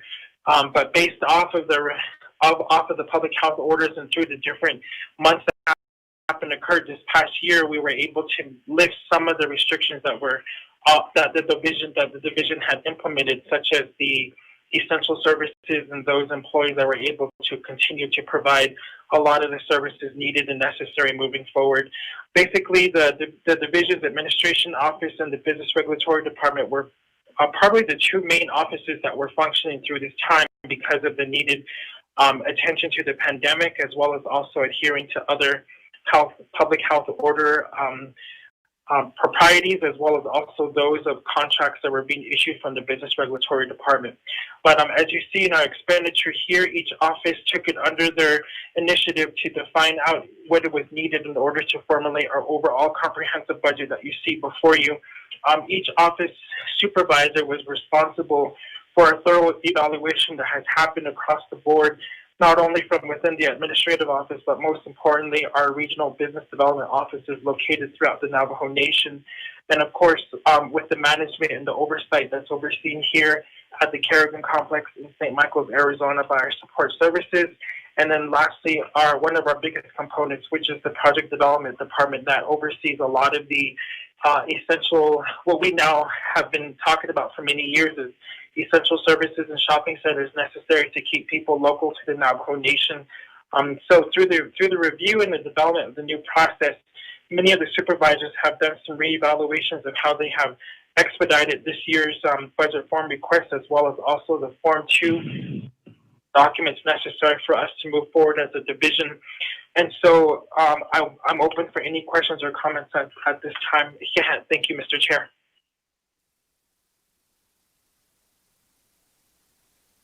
Thank you, Mr. J.T. Willie. Aro Shnantai. Lajnai Daskit. Do you have any questions, comments?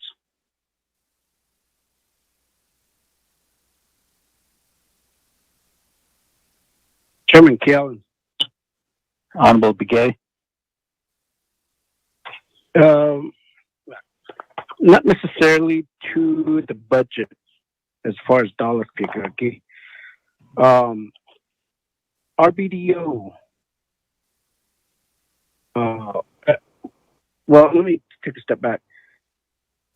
Economic development. No, because and I should brother, Mr. Willie, I know I'm going to put you on the spot here. I've been sending information, requests for support, requests for any information, and I hardly get any response on those requests to some extent.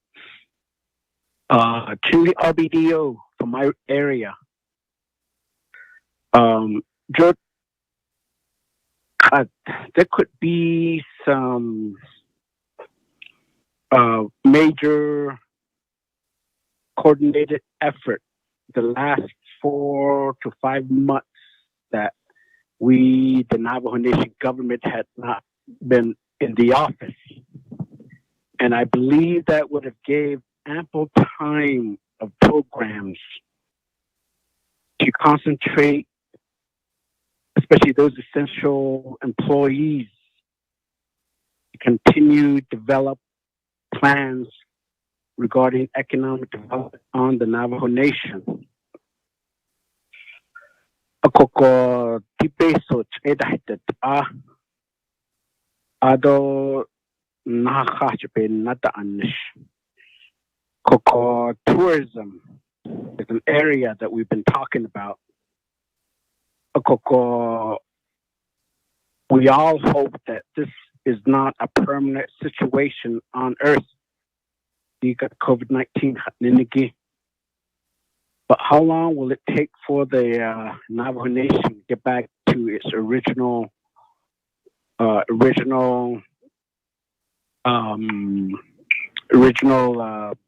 activity as far as having tourism, having activity on the Navajo Nation, especially at these tourist sites?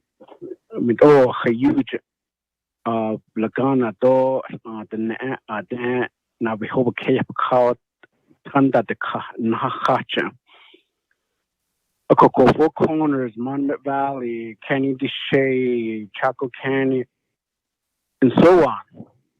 Akoko Elat IC, Ajo, Hot Ah, Goponet Zan, Goko, Hanakila, Baby Master Kodobe, Casey, Zido, the economic development to give.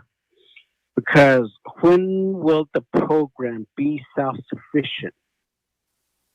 Me dika peso not it akoko last year last year bahasir, especially the Kerrigan building. Budget the key ingoko.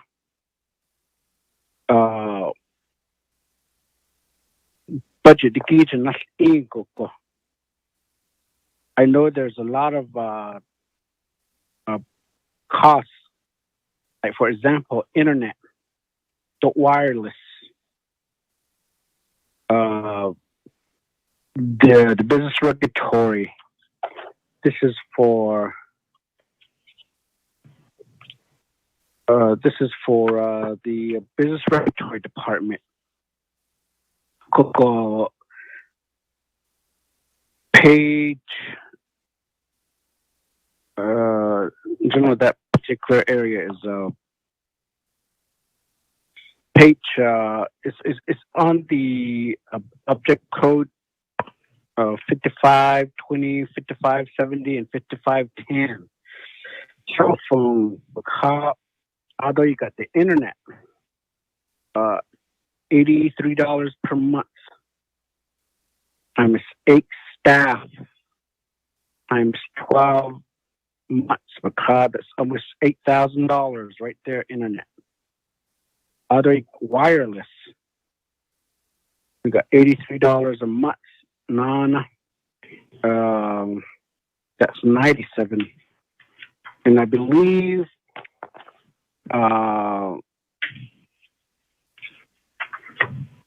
the project development. So if you just add up just the internet, project development department, internet, 4,994. Any CARES Act, other regulatory office. So this probably will be just a general statement, Chairman, that we probably will need to look into. The current funding, we talked about regulatory revised, and they now with the land department, cell tower, internet services,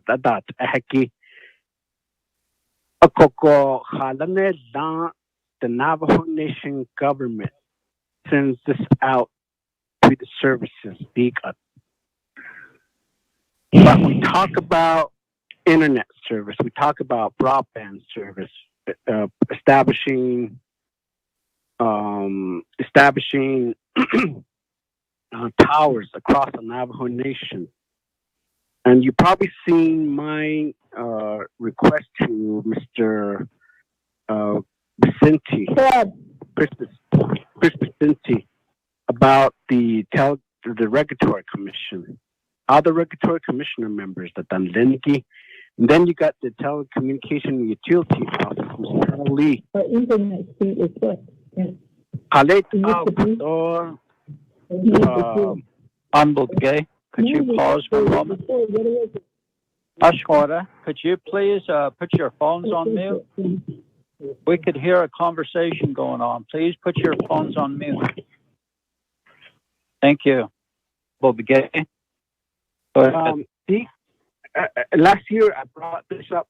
So, for example, Kerrigan, there's so many programs in place at Kerrigan office. I don't know how the Navajo Nation had contracted or leasing the office building.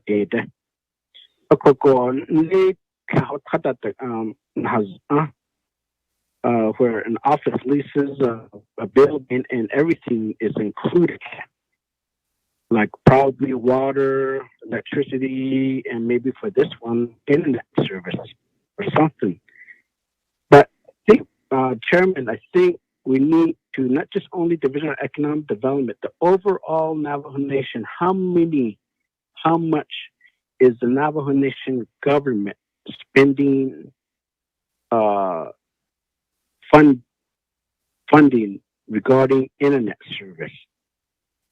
I mean, tuti wireless nisa. Akoko the internet service.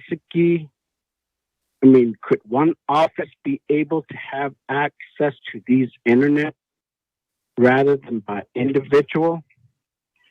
I believe the Navajo Nation can save a gigantic amount of funding through paying for internet service.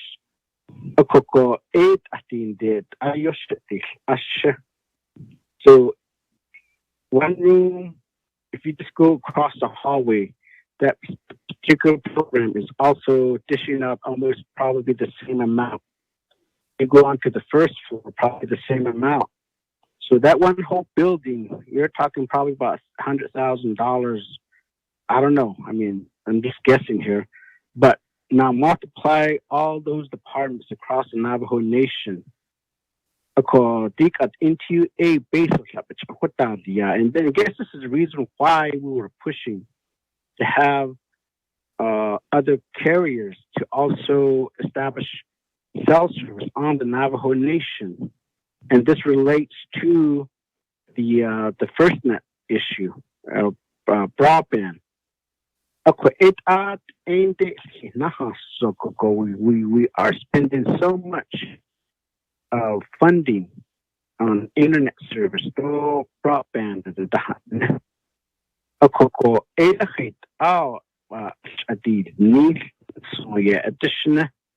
So when it comes to the Telecommunication Regulatory Office, and maybe send an advance notice to them, Chris Vicente, the regulatory commissioners, and then the Telecommunication Utility Office.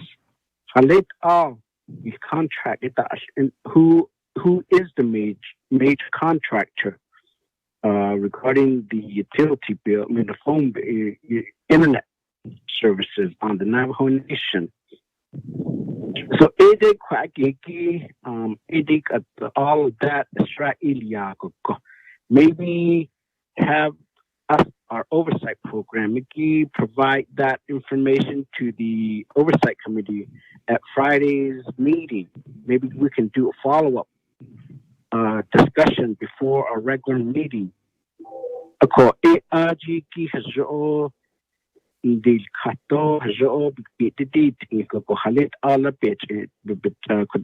Office programs so hey quite la bonne don't all in a yard then ki ahoy yahakutala begin eliedo to ahoy yahakutala did out and I'm sure the office utilizes the internet and the cell service maybe 90% of the time, especially during the situation that we have on the Navajo Nation.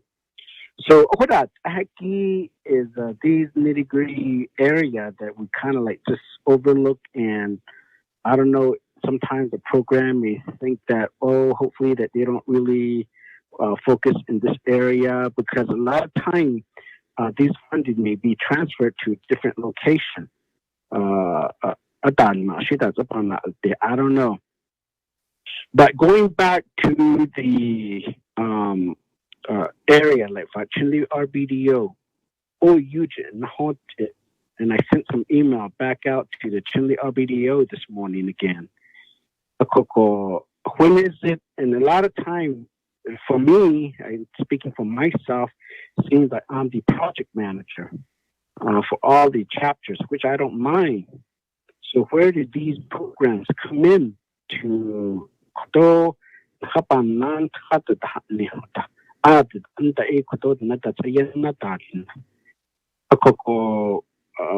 for example, Fachi Blue Gap business site, hello, this old Navajo Nation oil and gas kaya. Kodo praise ilna no kodo ba ma alde. Other places at 5th year kuna at the session. I mean, not the session. The trust fund basis upon each. So over that, ego o betahuel jish. Although there also was another situation in the Chinle area regarding the DES. Yeah, and then to some extent it was an internal that the agreement MOA memorandum agreement based after the no. Although another one is in many farms, like at land department. There was an old church. Mr. Slayton is inspired that good attended at I'm sure each of the chapters or each of the communities have certain situations where land withdrawal process is a bigger problem. So if we're going to be inviting and allowing people to travel across the Navajo Nation, the development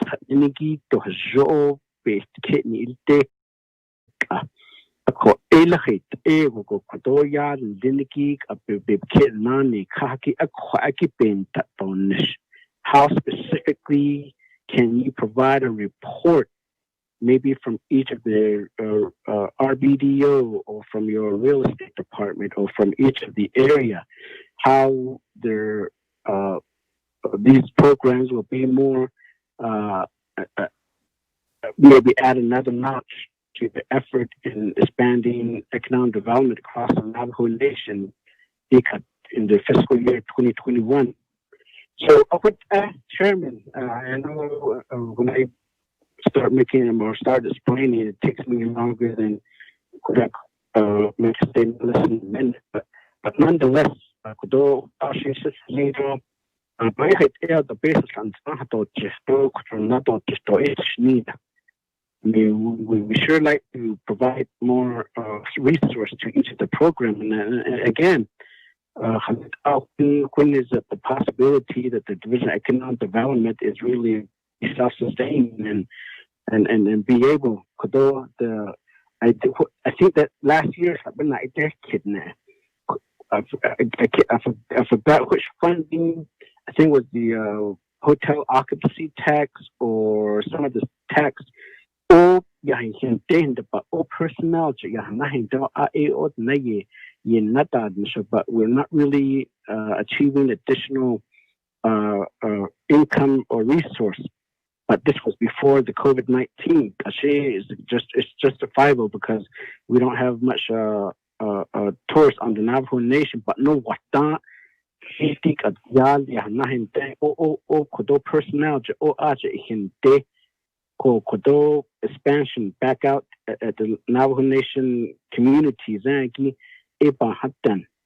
So, Additional Chairman, I'll probably have a follow-up question. Thank you.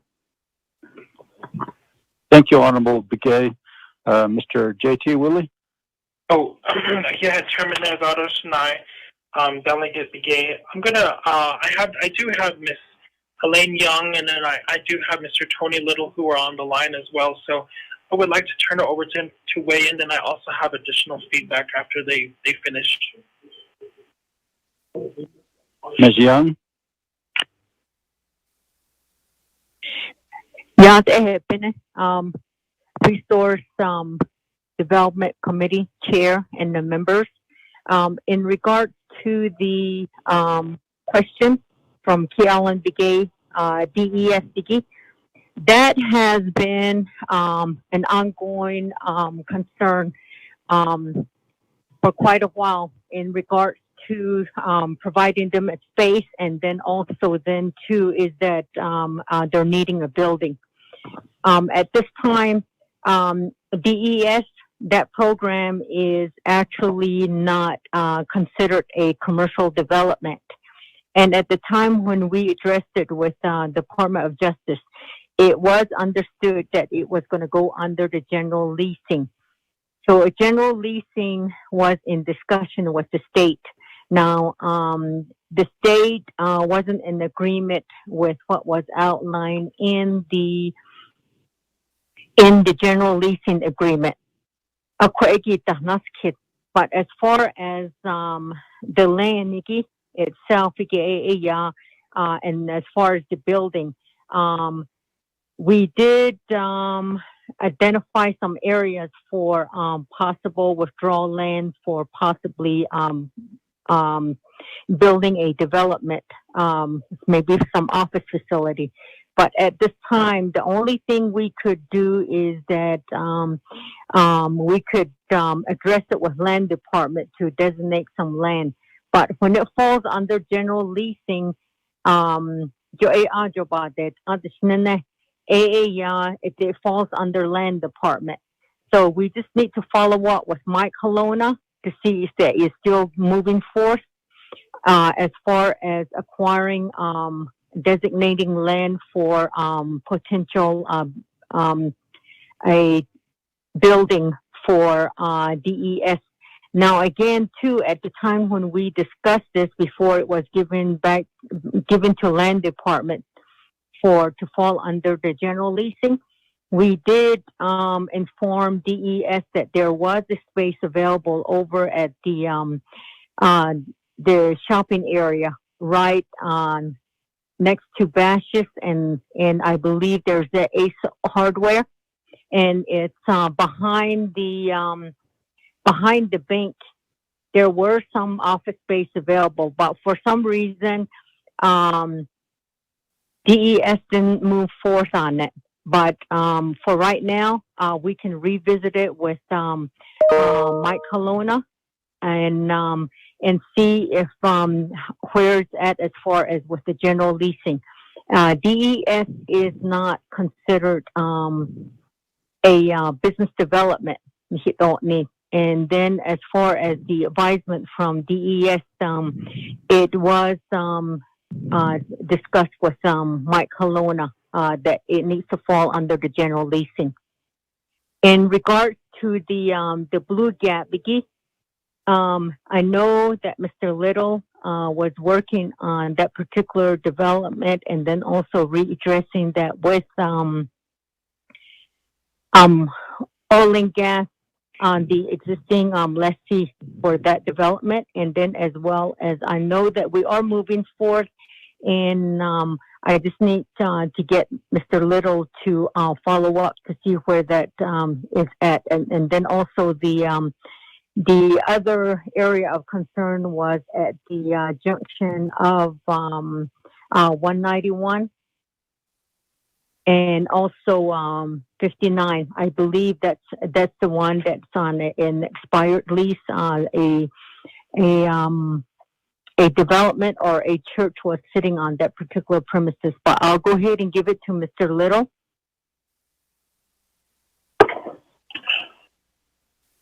Oh, yeah. Mr. Little? Am I on?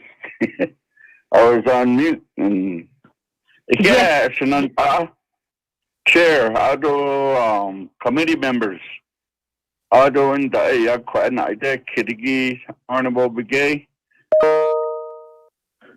The Blue Gap store is a business site lease given to Navajo Nation Oil and Gas. And at the time, all this transaction between the Blue Gap chapter and Navajo Nation Oil and Gas to relinquish a portion of the lease, our office was never informed until after a couple years, a year and a half or something like that went by, and that's when we told Navajo Nation Oil and Gas is what's going on. You know that any changes or need to be made to a business site lease, we have to be informed about it so we can give you the right direction to go to eliminate some of these extra work and time. So right now, one of my staff members, her name is Martina Yazzie. She is working on the project. And as far as I'm concerned, any correspondent that comes from either Delegate Begay, Blue Gap Chapter, or Navajo Nation Oil and Gas, or Ms. Yazzie, she makes sure I'm aware of it, and any question that was posed had always been responded to by Ms. Yazzie. It just so happened that maybe sometime her response and time it's taking, it takes a lot of if business site leases amendment or whatever is happening, it takes the lessee and all different parties. Everything has to be in compliance with the business site leasing procedure. And a lot of times these take time, but as far as I'm concerned, as a program manager for this office, I know that we're trying to stay on top of it. And we are trying to finish this project as soon as we can. And because of the recent, or even now, the virus that's going around, you know, it's beyond our control. That's something that we don't know how long it's going to be or whatever. A lot of these Navajo Nation programs were closed. Adinda hunza the inda ort infigot dadal kas andatza. So that's really some things that was really beyond our control. Thank you. Thank you, Mr. Little. Honorable Freeland. Thank you, Chair. Thank you, Ms. Jim and Mr. Willie and your team. Thank you for your presentation. I guess my questions really evolve around the budget. And first question is your FY 2021 budget sufficient?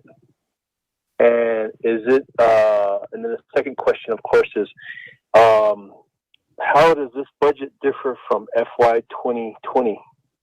Is there a decrease or an increase?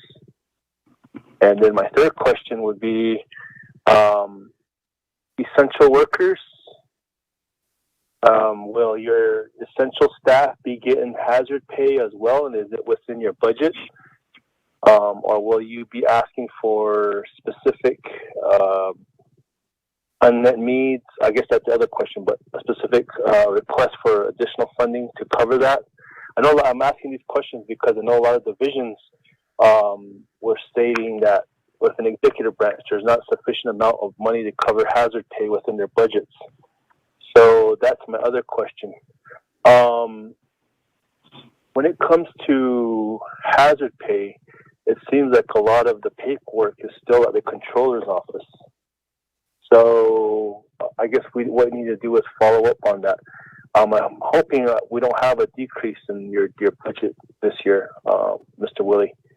I really hate to hear that again because it cuts programs, it cuts resources, and it cuts services to our people, especially to potential entrepreneurs, those who have a vision or an idea. They put it down on paper, they put down a business plan together, a marketing plan, they develop that, and they want to run with it.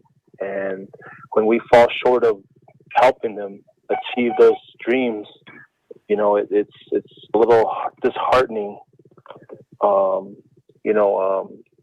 because some of these ideas are creative and a lot of our people are thinking outside the box. And, you know, I think of the Victoria's Pizzas, I think of Willie's Tire Shops, you know, those types of specialty, creativity, blue collar kind of businesses that we should support more. And we need more of those on our nation. And I guess that's my questions related to the budget. I wanted to make a comment, since my brother made a comment about Chinle RDBO. I wanted to make a comment about Eastern RDBO. First of all, I want to thank them. And they're doing a great job, a superb job. I know you don't have a program manager, but hopefully you can promote within. That's maybe an idea. We're getting ready to start construction on our new hotel in Crown Point. We're getting together with Mr. Largo and Mr. Thompson. We're talking a lot with the chapter. There's a lot of excitement about a C-store. And what we really need in Crown Point is a laundromat. And I'm glad that idea is coming about, and I'm glad the idea is going to, come to fruition here. When we talk about economic development, when we talk about these types of opportunities, I think we really need to take a good look at what's happening in Crown Point.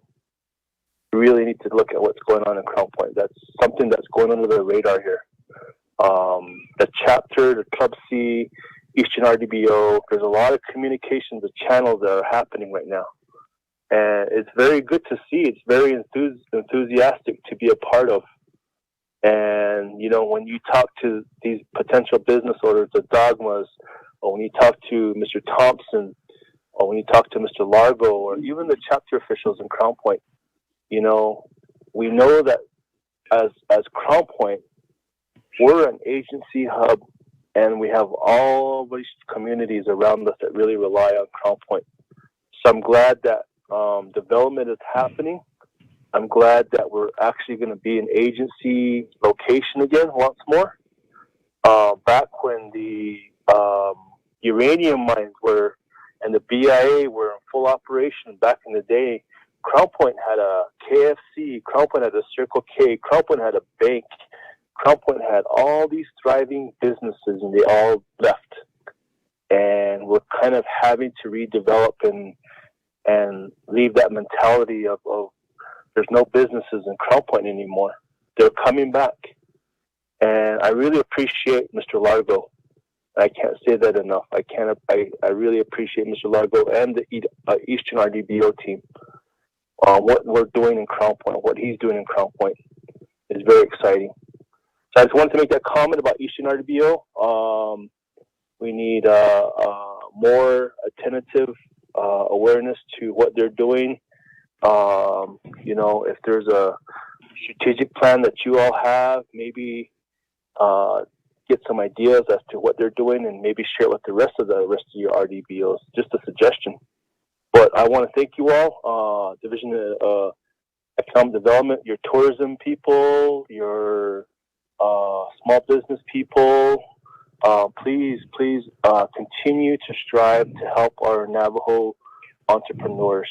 Please strive to help our Navajo small business owners, those that have ideas, those that have a vision, those that have a dream. Please help them fulfill that dream. So, Edias, Chairman, thank you very much. Thank you, Honorable Freeland. JT Willie? Yes. Yeah, Mr. Chairman Otto. Yeah, very much for your comments and then your feedback as well, Delegate Mark Freeland. So to go back and to go through some evaluations of the questions that were brought up here, the FY 2021 budget, if it is sufficient, the answer is yes. It's reflective based off of the 22 budget that was submitted last year. There is no difference in percentage as it comes to the allocations that were given to the Division of Economic Development from last year to this year. There were, however, and that answers the second part of what is the difference of this budget from last year, there were differences that have happened within each office. For example, if you take tab 2 for an example, tab 2 is going to be the budget that funds the administrative office where I sit as a division director. If you look at tab 2 and the example set before you, line number 3000 on part 3 is a travel expense. The previous travel expense was $28,000. The proposed budget is now at $16,000 with an $11,000 decrease. Given that we're in a situation of pandemic, a lot of the reduction of travel has taken place across the board from different offices. Of course, that number, well, I do see getting reevaluated again about midway through the fiscal year, and then we'll go through a rejustification of possibly taking more funds out of that budget to put it towards necessary areas for addressing our current situation with the pandemic. There were an identified list of essential workers that were working since day one of the pandemic. So if you date us back to March, the division went under closure temporarily for about a good week. Thereafter, during that week, myself and my team developed a strategy for moving forward on how to assist with the COVID-19 pandemic. Given that our division is not a frontline division where we are going to be readily involved with the COVID-19 situation, but everything else that we do will assist the pandemic relief as well as other efforts taking place. I've had a crew of individuals that took it under their initiative to get certified with the FEMA 100 and 700, 600 level of response to pandemic situations, as well as the National Emergency telecommuting efforts. These individuals are Mr. Douglas Capitan, who comes from Crown Point, Mr. Kobe Tom, who comes from Ayambato. I had Miss Letitia Lewis, who came from Ganado, myself, and then I also had two other individuals within our tourism department, Mr. J. Diamond Talaman and Ms. Crystal Anderson. All of these individuals took it under initiative to get certified and to assist where need be when it came to the incident command center that was set up there at the Department of Health. We've also had and are still running a PPE project where we manufacture the handmade face masks that are used for response to the COVID-19 pandemic. There has been mass distributions of these face masks among travel employees. There are 10 masks per package that's given to a travel employee that has returned back to work. So they have 10 masks to rotate through for a 10-day work period, and then thereafter rotate and clean and disinfect and prepare the new set for another week and moving forward. We've also had responses that were given. These masks were also given out to communities. They were distributed out to the 110 chapters through the Division of Community Development. And so all of these essential employees, especially those particular two with the additional staff from our project development, our business regulatory department, and then our support services, have worked endlessly through this pandemic to upscale the properties as well as the staff to prepare us for the opening of the Navajo Nation that happened last week, Monday. It wasn't new for us just because we have already been working day after day through different schedules. And I'm very, very proud of the group that has worked to make all these efforts happen, to prepare the building for safety, to prepare the staff for safety, to get all of our RBDO offices sanitized and clean. A lot of effort and thank you goes to our support services, to Mr. Tyrone Begay, Mr. Tyrone Chi, and also Mr. Patrick Yazzie and Mr. Joe Clyde, who worked on the efforts to get security brought on board, to get additional staff brought in to sanitize. And we did and hired Navajo through this whole process. So we hired a Navajo-owned security firm who is here on duty that ensures the safety of the building with temperature checks, as well as also monitoring who comes into our buildings. There is also the sanitation crew that's also brought on board. They have extended their work contracts to work extensively from here to all of the other offices at our regional offices to prepare them and clean them. We do have a plan for a continued remediation of the offices so that we can continue forward. And all of those employees who put every effort possible into this preparing and through the essential process and everything have been paid. They've all been paid through our current budget. We understand there is that money still coming down from the CARES Act to address hazard pay for employees.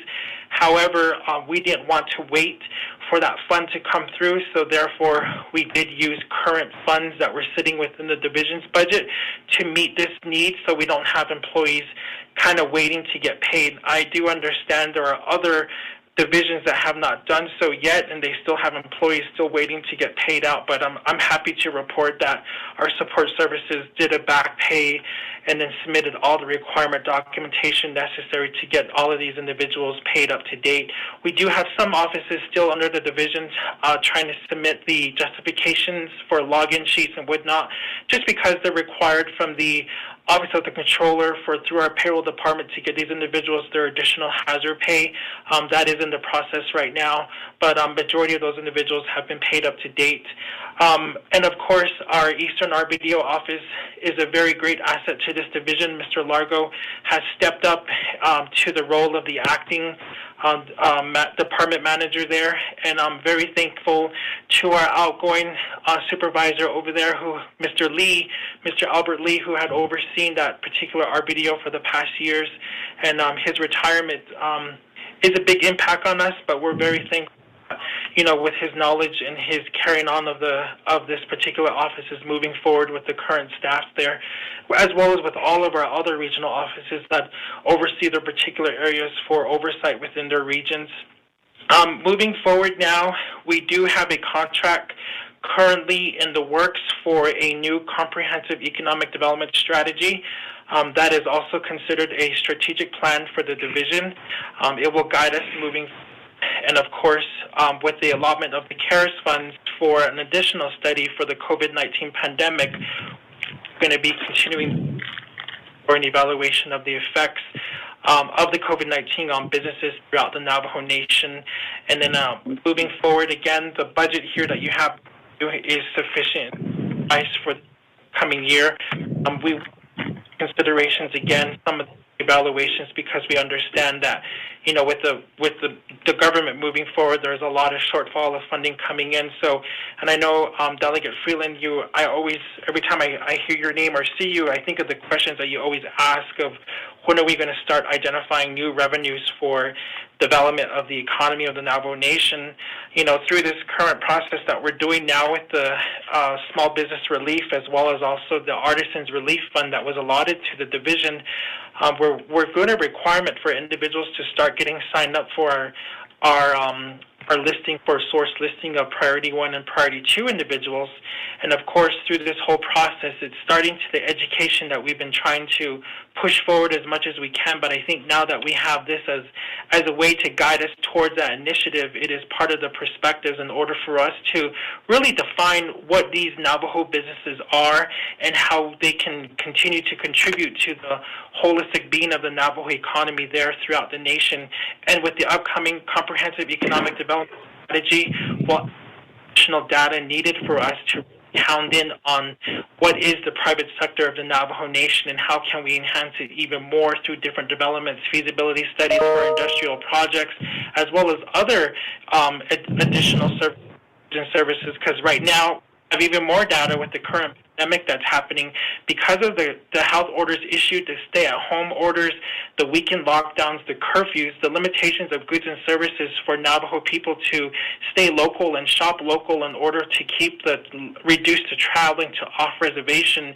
So it's taken all of those different channels and perspectives into play now that we have that additional data needed in order for us to increase the local growth and the development for regional development within each of these particular communities. It's been a dialogue we've been speaking about for decades, but I think at this point now, it's really coming to reality that these are priorities for us, and these are necessary in order to grow the Navajo economy. So really looking forward to this upcoming year again to move forward this division, as well as all the wonderful staff that have been employed under it. So that concludes my feedback for you, Honorable Freeland. Thank you, Mr. Willie. Nanda, is there any other questions, comments, or follow-up questions?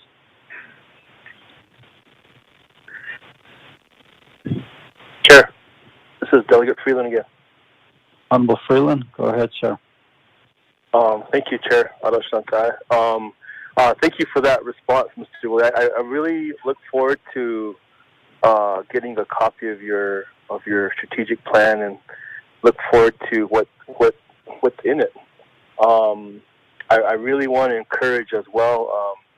I mentioned the entrepreneurs, Navajo entrepreneurs, and the potential that you all could help them with. And I'm thinking more of getting them to a level of an 8A certification or a hub zone certification, or even I know you probably have this in your strategic plan, which is the opportunity zones too. We have several opportunity zones along 371, and one of my chapters withdrew 80 acres of land. All we need to do is find money for infrastructure, and find investors to help that chapter and that region become, to make it they want to develop a truck stop, because you have all that traffic between Farmington and I-40, and there's not many gas stations until you get to Crown Point from when you want to leave Farmington. But if there's something between Crown Point and Farmington, even if it's a gas station, that would make a huge difference, not only for the traffic but for the community as well. Some of our people have to drive 30, 40 miles just to get gasoline. And, if we can develop those, really take advantage of those opportunity zones. And I'm hearing even the feds are thinking about, taking away those opportunity zones because they're not being utilized the way they should be. But, just thinking outside the box, Mr. Willie, and I appreciate what you guys are doing. Your staff that work. You mentioned Mr. Capitan, who's my constituent out of Crown Point. I'm really thankful for him and what he has done for the division as well. And as well as all of your staff. I really appreciate all that you guys do. You guys really stepped up during this pandemic. You guys really helped out, and I saw that all your efforts. I really appreciate that. So, yeah, thank you. Thank you, Honorable Freeland. Honorable Begay, do you have a follow-up question? Chairman, appreciate that. Chairman, a lot of time, committee members, other staff in Slinigi, again, I don't know if the damage is done, but I never do intend to talk down on any of the programs or the staff. But again,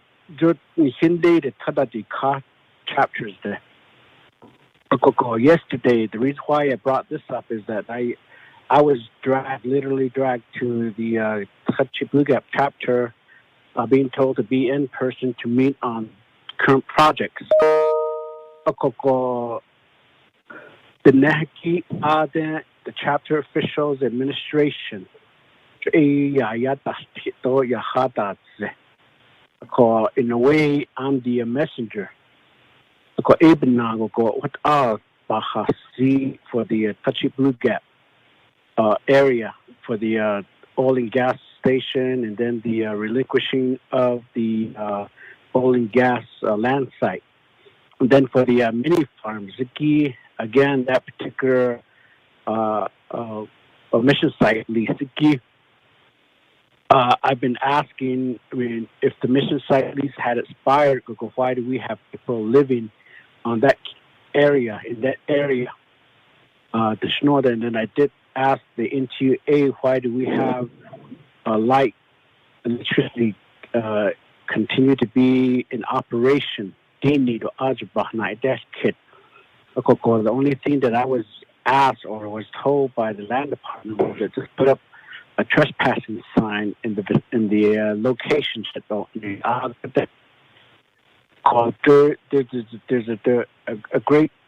there's a purpose for that particular area that the local chapter is looking at as for development. And then Mini Farm has about six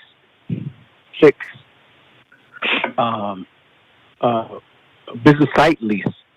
They're just idle. Before the CARES Act, kicking in the I sent emails to the RBD and your office, Mr. Willie, of how can the Navajo Nation Department of Division of Economic Development propose some type of development in this particular intersection, because from the west, people are coming in from Monument Valley, going into Chinle or Canyon de Chelly, or from Four Corners to Canyon Deshe and vice versa. So that's the intersection. It's not additional, and that's why we're pushing for ADOT to put maybe a stop sign, a traffic light, or a roundabout, and even improving the entire length of the 191 between Mini Farms and Chin Lee. So bill grant, we're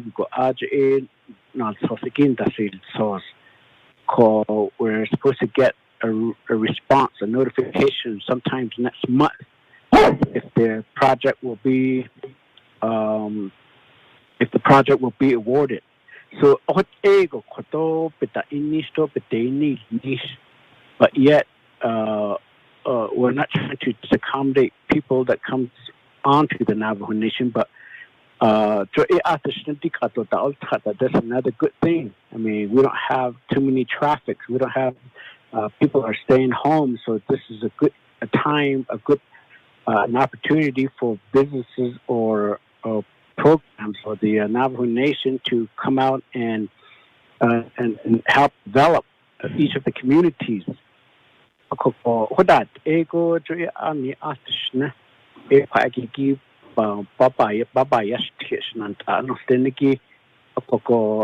Chile RBDO, Mr. Lit. There's no need. I'm not in the position of really getting down on you or anything, but you know that I always visit the office and ask for communication through email. So, appreciate it. Continue to ask everyone to be safe. So, Chairman. Thank you, Honorable Gay. Mr. Willie? Chairman Nez, Otto, Shania, Mr. Honorable Key Allen Begay. I do know and I do understand that we've had some meetings, a couple meetings with your chapters as well as also with our Chinle Regional Development Office. I just got done speaking to Ms. Elaine Young, who oversees the small business development and the regional offices. We can put a plan of action together, what we need to do to address each one of these particular areas here, and of course bring a better perspective when it comes to the needs and the concerns for these particular developments. And I think what we also need to do is bring in the Navajo Oil and Gas into the conversation for us regarding the Touch Gap area business site lease. This will be likely one of my priorities here within the next couple of months, because we need to finally move forward on these concerns here, because I understand that, you know, with the closure and the impact of the COVID-19, but that's kind of that we're learning to live with and moving forward with, so that we can accomplish these projects cohesively together with all of our other regional offices. So, Ms. Young will weigh in and also feedback for us. Ms. Young? Yeah, thank you for your question, Honorable Begay. In regards to the intersection, that mission lease, Nanigi, when it comes to a mission lease, it falls under Land Department. But if these leases sometimes do fall on a high traffic area, if it is vacant or if it doesn't have a proper leasing, the authority for them to be operating in that particular area, we can go ahead and move forth and assist in terminating some of these Land Department the leases and then convert them to commercial. So we're more than happy to revisit that site, as Mr. Willie did mention. On the other hand, as far as the oil and gas on the base leaseholder for that particular site, we would have to modify the lease, the existing lease, to see if there's a way that we can work with them in on the lease, and maybe there is also sublease opportunities if there's other activities that are going to be situated. There's two ways that we can approach it: is relinquishing a portion of the lease for additional other development, or it can be subleased by the base leaseholder. The lease is a binding legal contract between the Navajo Nation and the base leaseholder. In this case, it's oil and gas. We would have to get their blessing if there's any modification or any moving forth on their particular lease. Yes, and we'll make it a priority to address this as soon as possible. And in regards to the concern on in any development or securing lands for future commercial development, and that on that high traffic area and between Mini Farms and Chinle Road, the Highway 191, we are in the process of identifying different areas. But I do believe that we really need to work together, RDC, to designate and look at these areas that are considered high traffic and move forth in possibly bringing in the looking at the 750 buffer zone and moving forth and clearing these ideal areas, the high traffic areas that are more market driven for commercial development, to see if we can work on these land. And we're very close with land department. I did mention this before, and I've brought it up to Halona's attention too, is that we really need to come together. Right now, we're piecing a lot of these projects, and it's costing us. We should be ahead and be clearing out, identifying these lands, doing the infrastructure studies, feasibility studies on these developments. But we're not doing that at this point. So if we could revisit and relook at that 700 buffer zone and these prime location growth area, primary or secondary area, and we need to make it readily available and more marketing. And I do agree with you, Mr. Begay. And also, too, is that a roundabout is possibly another avenue that we're looking at in Chinle, the intersection there. And then also, we can also look at Mini Farms, too, as well. So there is a lot of work that is cut out for us. And as Mr. Freeland did mention, too, is that Crown Point, the intersection, that's another area, too, is that we really need to withdraw quite a bit of land in these areas and making it readily available, outline them, look at the infrastructure, and make it parcel it out for all these development, commercial development. Thank you. Thank you. Gay, do you have a follow-up question?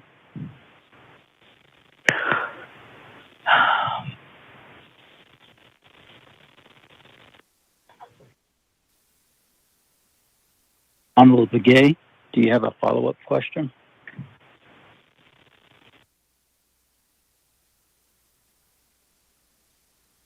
Samantha, honorable members of RDC, any questions, comments?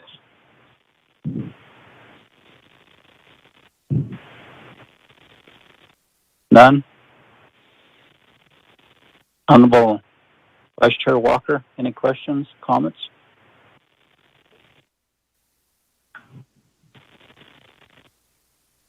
Honorable Stewart, any questions, comments? Comment, Chair, tonight.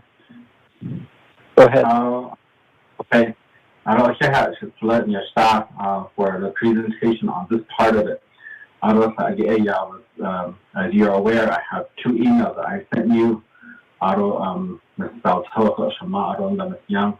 But it sounds like these are all kind of interrelated to businesses trying to either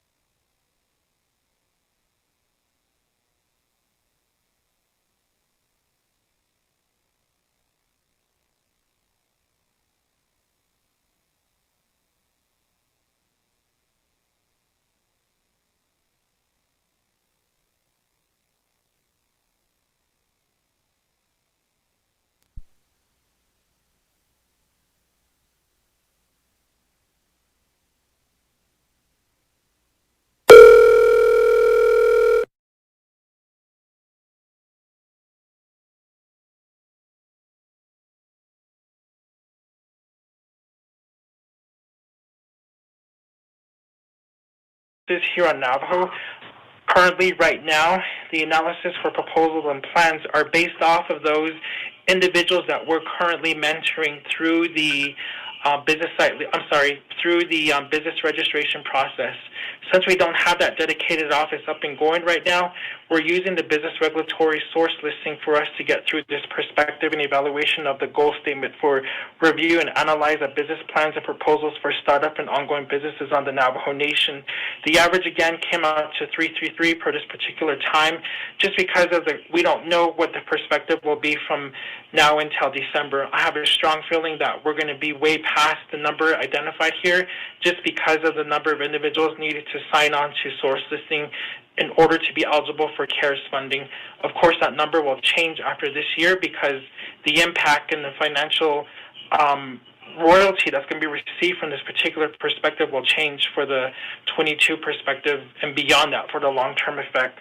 Again, that falls back again on our comprehensive review.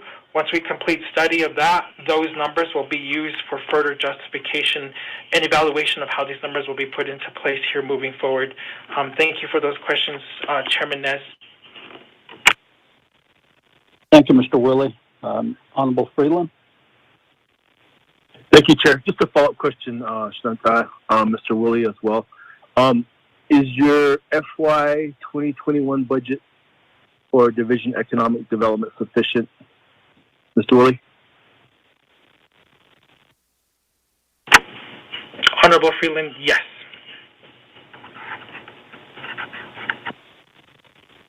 Okay, thank you.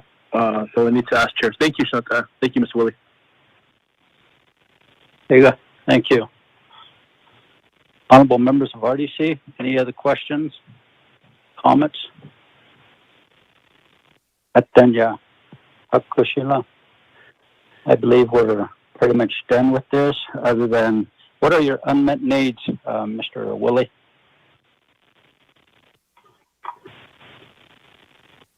Chairman Nez, I do have Mr. Tyrone Chi on the line who can go through the unmet needs section for us. Thank you. Mr. Chi?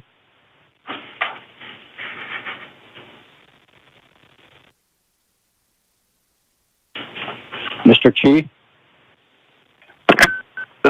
Good afternoon. As far as the budget was submitted, what we have here, there was no no unmet needs that were attached to the budgets. Oh my God. There's just one unmet need budget for small business development, and that's for a feasibility study for Ganado commercial development plan and a hotel development and the infrastructure that comes up to $255,000. That's the unmet need plan set that was submitted.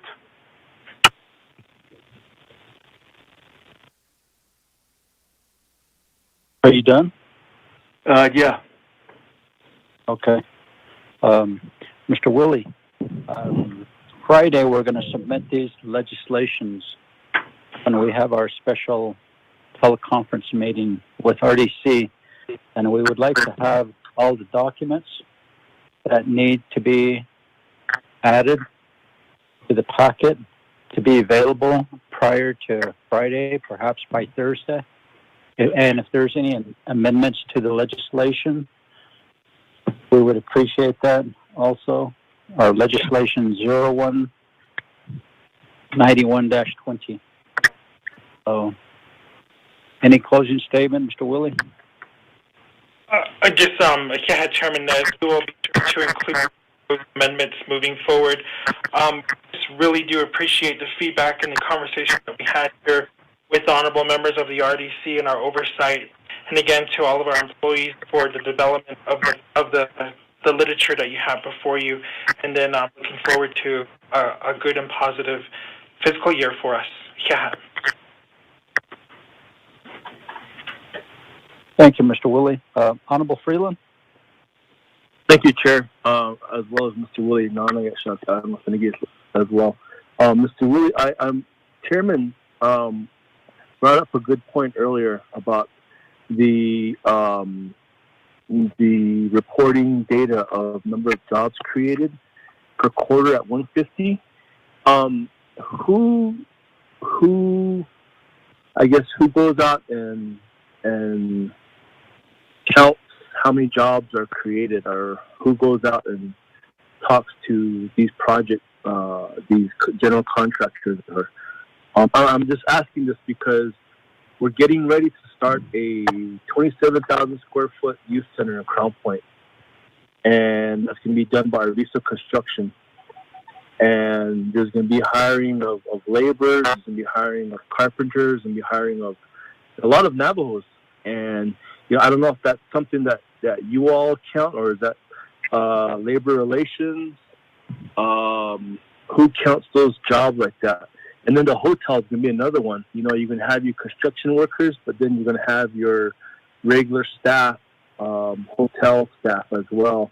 All of the, the front desk people to housekeeping to, all of those individuals. And then we're getting ready to start another construction job up at not just the school. I don't know. That's a grant school, but that's still going to be done by NECA. With something like that, that's going to be such a large project. They even had a job fair at one of my chapters at Hercano. Would something like that be counted as well as? I would see it as yes, because they're hiring our Navajo people, and is this something that you would take into consideration to meet your goals every quarter? Because you're going to be exceeding that if that's the case. And I'm just giving you a few examples from our area, but is that something that DED counts, or who counts all these jobs that are coming up and are created that way? So, yeah, Chairman and Mr. Willie, thank you. Thank you, Honorable Freeland, for your questions. Mr. J.T. Willie? Chairman Nezado, Honorable Freeland, for the question there. The regional office worked with the office on different evaluations of those numbers. Many of those information are voluntary to their offices based off of the projects that are brought up, working hand in hand with contractors and those different project managers of the site. Another resource that you had mentioned too comes from Mr. Gil Damon over at the employment office there in Window Rock that oversees the different projects and different hiring sites for us for Navajo Preference. So yes, those are some channels that are taken into perspective when we do the development of these numbers. Honorable Freeland, any follow-up question to that? No, I think there's there's got to be a way to figure this out more, instead of, and you all should probably take the lead on this, and instead of having two different divisions or two different departments overseeing this, have one true number that you all are accountable or accounted for, and I don't know why we get in these situations where programs are not working together or talking together. I don't know if that's true or not, but I'm just bringing this up because we should be reporting these numbers, and just like every quarter, how new jobs are created, and the SBA unleashes their numbers, or how the market's doing, or how the economy's doing, or just like the way the federal government does it. I guess we should also be releasing job figures as well every quarter. This is how many jobs we've created. We're in the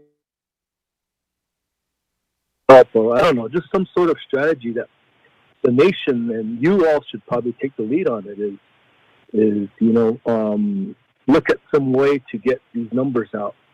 When I come in around that corner at right there at Hey Benito, there's those yellow signs, vote for jobs. It always catches my attention, and I always think of that and how are jobs being reported. There are jobs out there, yes, but how are they being reported? I guess, and just to answer that question of that sign, maybe we should be putting this out publicly. Press release from OPVP. This is how many jobs we have this last quarter or something. Just a thought. But yeah, thank you. Thank you, Honorable Freeland.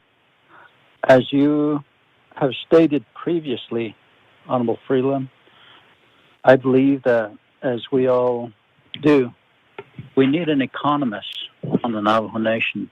Maybe somehow we can have a contract with Alan Greenspan or something to come in and study the Navajo Nation. But we do need an expert in that field, sir, and I agree with you. Mr. J.T. Willie? Chairman Nez, Otto, Honorable Freeland for those remarks and feedback. And Chairman Nez, as you're aware, the division had started the process for creating an economist position. One key position we need here moving forward, one key position that we do lack for the correct evaluation of many of these sectors of the economy here on Navajo, not only coming from the private sector, but also the industrial sector, the enterprise sector, all the different venues that we have here on Navajo. We still are in that process again. Unfortunately, and as Delegate Freeland mentioned, the collaborative effort coming from every other offices in order for us to make these things possible. The job description has been complete. It went through an evaluation within the college because they have the business program set up there. All that data was submitted for review. Our support services submitted what was needed and necessary for us to move this particular position forward. Of course, since there was no job description readily available or that I've created under the Department of Personnel Management, we've kind of been put on the back burner with the office. And of course, after this phone call, I'm going to do another follow-up because, it did come up again, and we have been waiting to get that particular position created here. And of course, the other part would be the recruitment section of how we're going to recruit for this position and make it very a competable position in order to recruit the right person. A Navajo, we have a lot of young, or not just young, but everyone who has the knowledge and the experience to be part of this division as well as also the nation as a whole, but we lack a lot of the competitiveness to meet the needs, not only to support them financially, but the area infrastructure development for housing and other perspectives. That takes us into a whole different conversation. But we do have it. We do have it on our goals and objectives moving forward, and of course, has been identified as part of one of the budget line items, and of course, transferring those funds into a position once it finally gets created, and then once we get to that point, start the recruitment process. I was hoping to have that particular individual in place by now. Of course, now with a lot of the different things happening, has pushed a lot of these things back, not only for us, but other offices that are meeting different areas here. So just wanted to add that there, Chairman Nez. Yeah. Thank you, Mr. Willie. Let me go to Honorable Vice Chair Walker. Yes, Chair, committee members, legislative staff, legislative council, the division that's presenting to the committee here this morning. The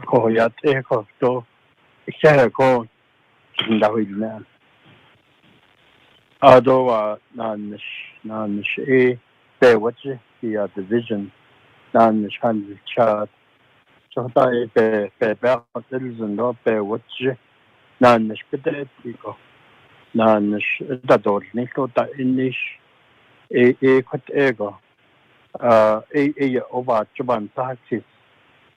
every year oversight hearings in the akle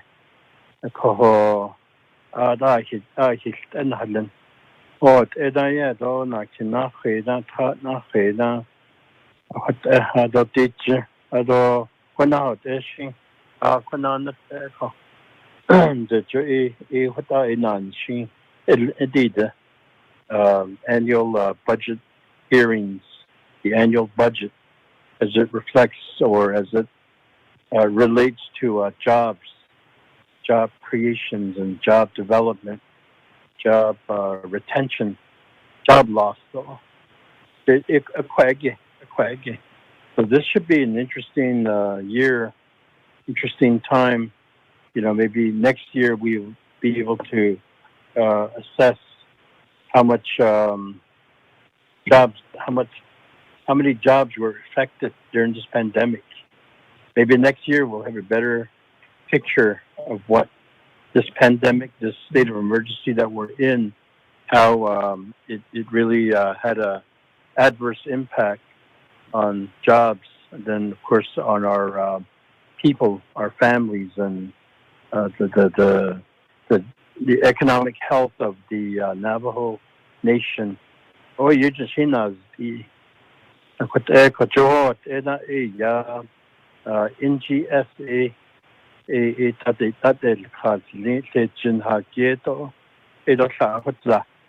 so the measure of the I guess the impact, the effect. I'm not hearing that. So this thing that show now the story you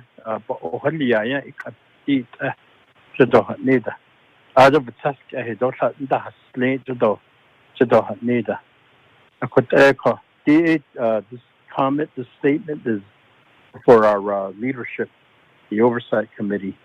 Not necessarily the division. So John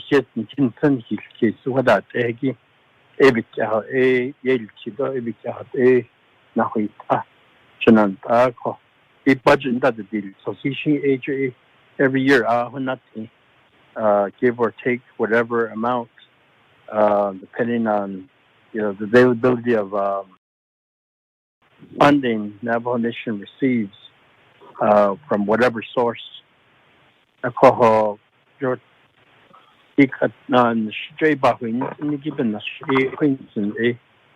do need to request, we do need to see or have a comprehensive job report. Pandemic, very, very evident, very clear what the impact is when there's no activities, no economic or business activities. Just a few weeks ago, we had to bail out, one of the biggest job providers on Navajo, which is the gaming enterprise. What the? Ejebanash in that case, Ayego, the Chinese can't either. Nationally, the cost of Talonika, the digital. When the Chinese can't get the a quite get Yegon, you can yes. Yegon, featured at the. I was, I guess, expecting to see the impact through these budget hearings, but of course, it may be too early. What does not Bishwas only clinic? Added see case Johnson, non shandy had no bear which and they this thing that they not heard, she quite no bear which or a quaggy. Teacher a Van is economic development, peso for the peso beta initial peso training, either litigi argula. Van is so even yet the initial that the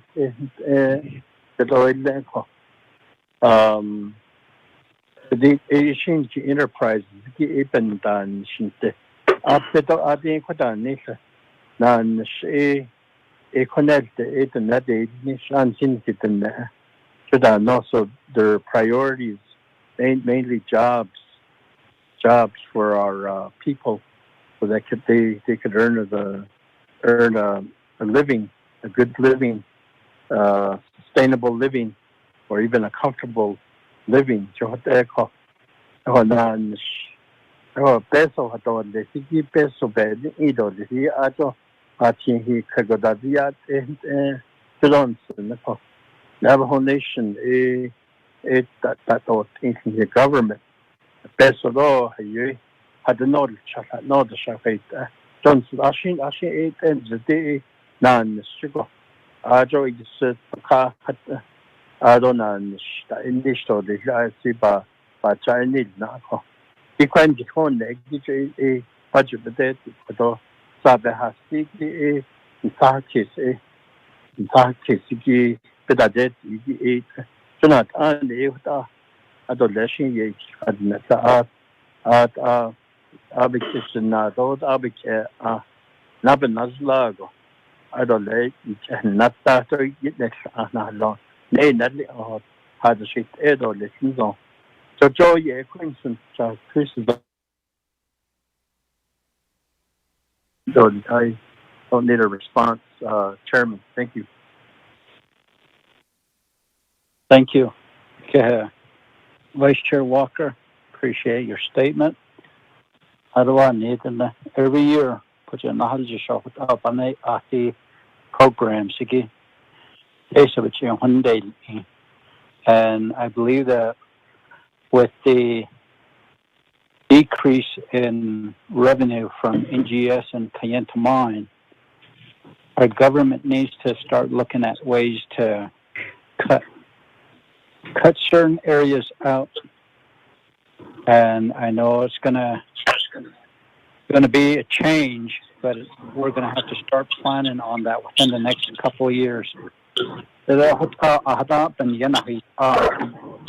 Hadaban C case go.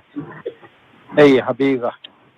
Ado, Nisa.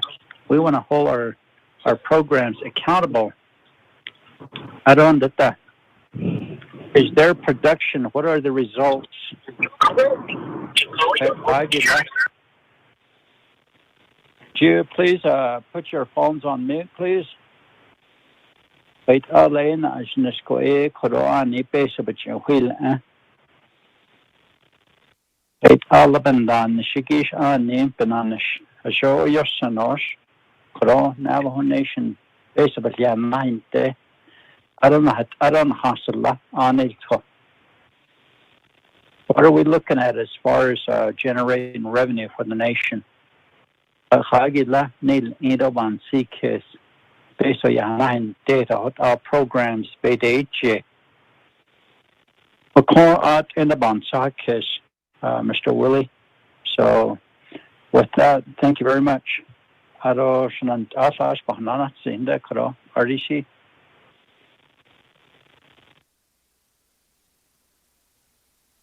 Atanya Hakushina Joe Karo unmet needs get up and Kisahas Nanda.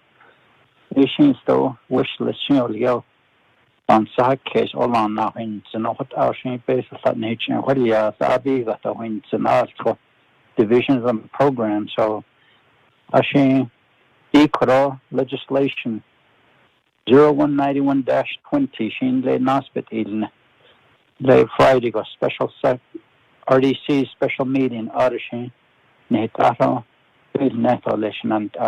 So if there's no further comments or questions, Ms. Begay, would you like to add anything?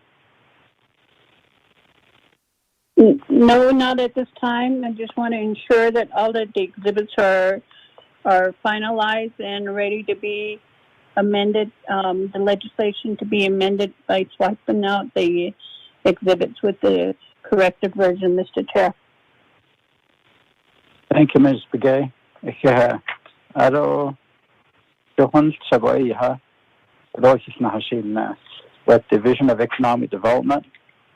Mr. J.T. Willie and your staff, thank you very much, and we will look forward to hearing from you again on Friday. So make sure if there's any changes or additions to the documents, submit them before Friday. Thank you. Oh, bigger. Yeah. We're on D, Navajo Division of Transportation, NDOT. Station Koro Banadot As Sinanta.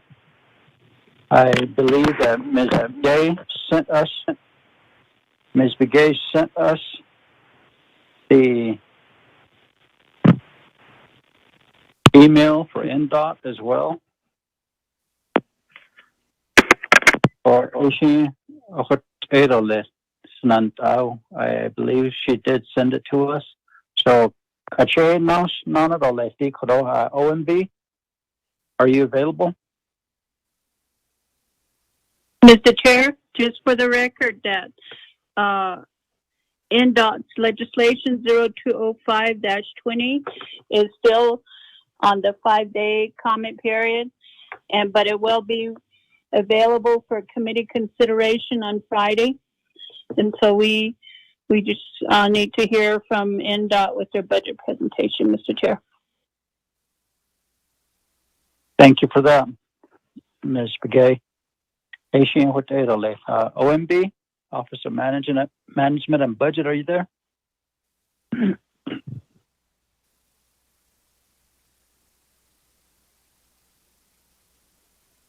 Ms. Lisa, Jim, or Janet McCabe, are you available? OMB? Let me contact them. Okay. We'll just wait.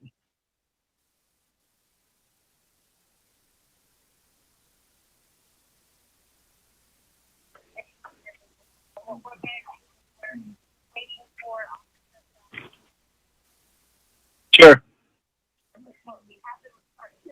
Yes. Should we take a 10-minute recess? Sure, we can do that. Thank you, Honorable Freeland. Go get some more coffee and mutton stew. One moment. Okay, RDC members, let's take a 10-minute recess. It is currently 1:17. We'll be back by 1:30. Madam Chair, we're having the net right now. Okay, we'll come back at 1:30. Thank you.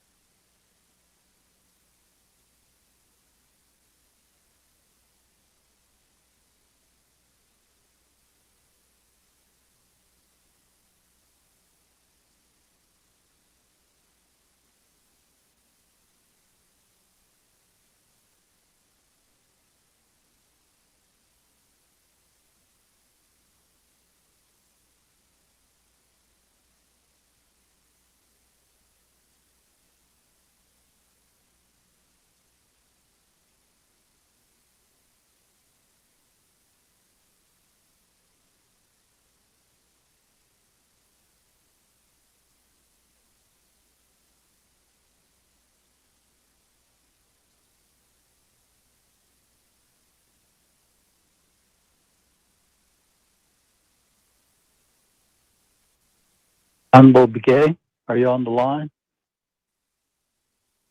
Honorable Vice Chair Walker, are you on the line? What number is it at? Okay.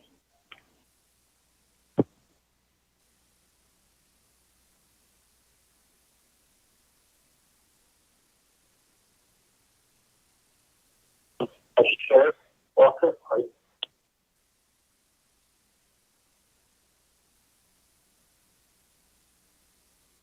Honorable Walker?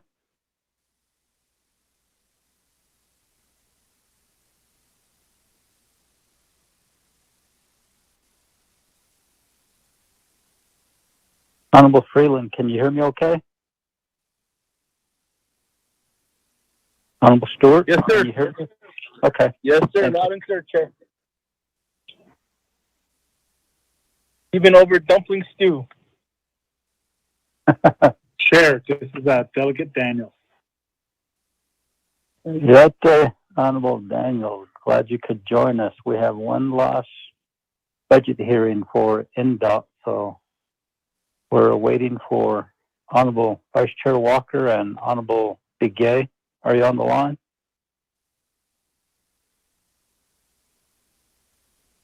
We'll go ahead and get started. Ms. Begay, are you on the line?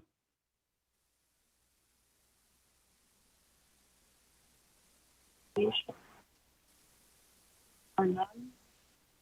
Madam Chair, that concludes OMB's. Ms. Begay, are you on the line?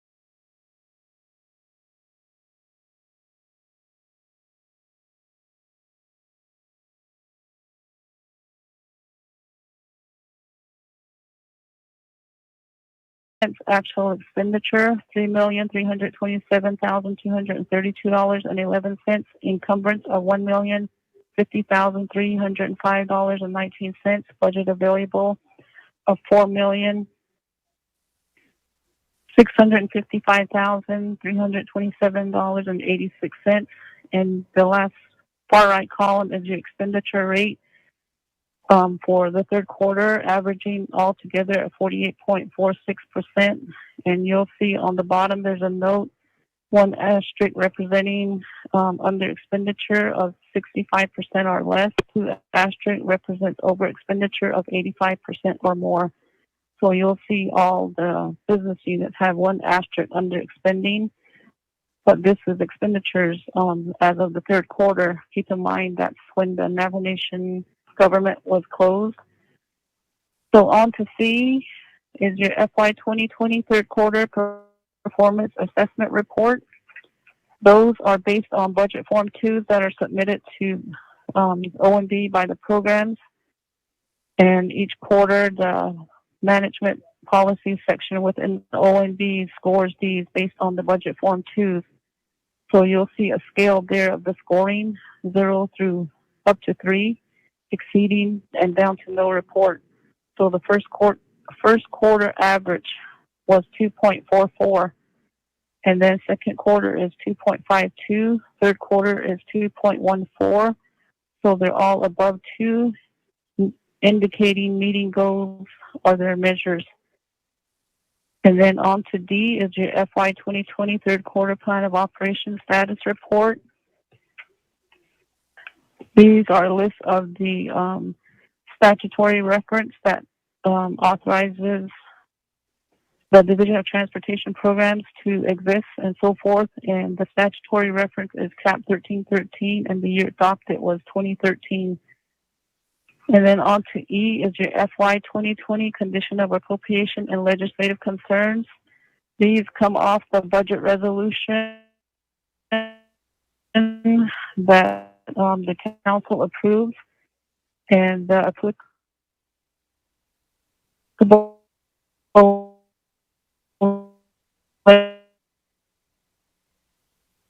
legislative or those legislative and of what is number 13, the direct development plan in coordination with the various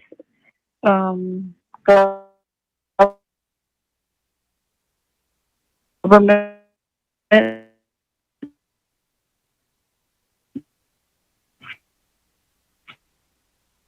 to remedy conditions and due date was first quarter response. It's non-compliant is number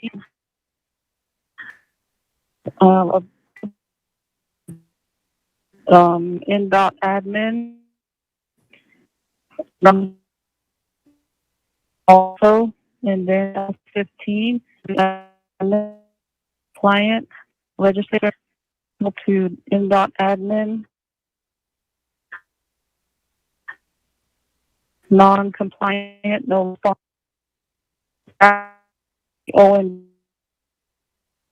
report members are. Thank you, Ms. Sanitation. And we'll move down to budget overview statement from Navajo Division of Transportation. Mr. Garrett Silversmith, are you on the line, sir? Good afternoon, Honorable Delegate Chair Rick Ned. Yes, I am on the line. This is Garrett Silversmith, Division Director for Navajo Division of Transportation. Okay, I'll begin. Well, thank you again for providing us this opportunity to present our budget here on today's date, July 25th, 2020. So going straight to my opening statement and remarks as far as our presentation for this fiscal year 2021 budget, federal funds, and road fund management plan, and other funds associated with that. I also appreciate the listening audience out there, our partners, our entities, all the tribal employees who are partners with the Navajo DOT, other members of the honorable members of the Resources and Development Committee, OPVP, President Nez, Vice President Liza for their continuous support for Navajo DOT, and all remaining members of the 24th Navajo Nation Council as well for their support and advocacy for Navajo DOT. So as an overall, our division, Navajo DOT, we had a successful year. We look at our success based on a number of items and projects that we have completed through fiscal 2020. So this being our last month into the last fourth quarter of 2020, our success is based on the projects that we've completed. We have in queue, we have in process, in our community involvement, and our oversight committee's involvement, our federal and county and state participation. So we look at all that, and that encompasses our where we see ourselves as we progress through 2020. So notably, I want to mention our Federal Highway Administration projects. What we suggest is due to our success as a division. Right now, we have 6 major FHWA projects in process right now, which totals about $95 million. Say, the wheat fields, Little Water, New Mexico, that we completed last year in-house. That was a project that we are proud of, and we got awarded by the American Company of Engineers last year. So that was a big plus for us, and accommodation and great reward for our division here. Kaibito, we just had a final inspection on that last week, so we're following up on some items there. Over in N12, Saley and Wakefield, that project is ongoing. Lupton Bridge, a contract was awarded, and we'll be starting that project within the next month. And then finally, Bird Springs is another project that we have going that will be starting here within the next month or so. And then one last one is N251, another Federal Highway Administration project. So in total, we have 7 projects happening right now, and they total up to $95 million.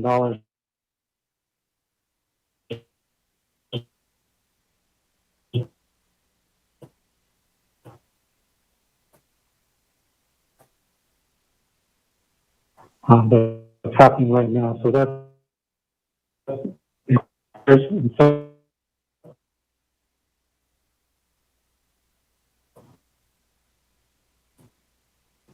so the move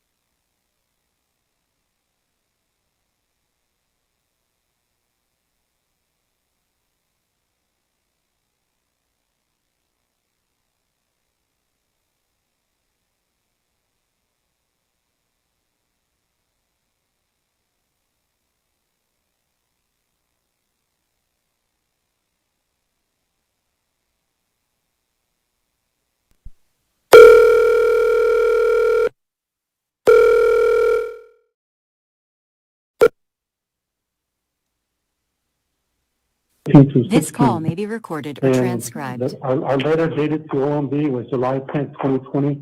Again, those were sent to Mr. Villar and Ms. Regina Johnson.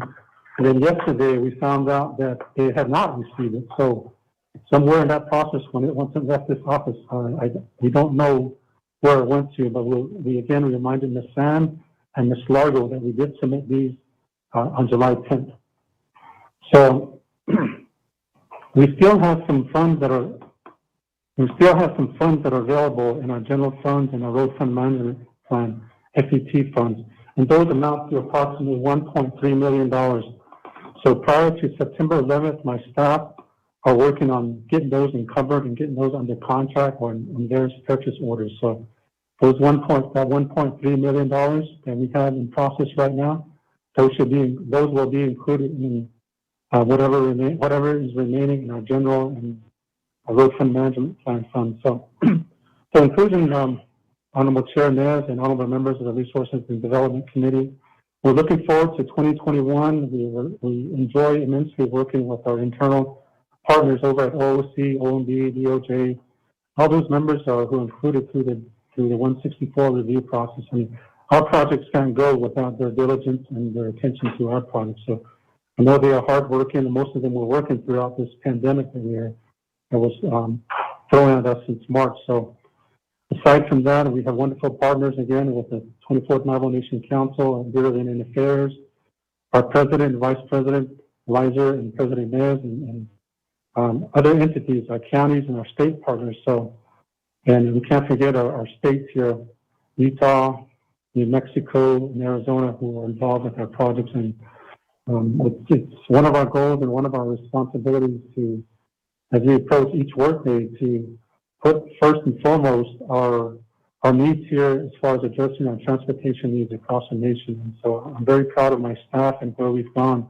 in 2020, and I'm definitely looking forward and working alongside them again in 2021 with my staff and our managers and supervisors. So I applaud them for all their efforts and the sacrifices that they made throughout this 2020. So we're looking forward to 2021 come October 1st, and we plan to improve on our performance this year, and that's our goal as well, to perform, to elevate and to do better in our performances each fiscal year.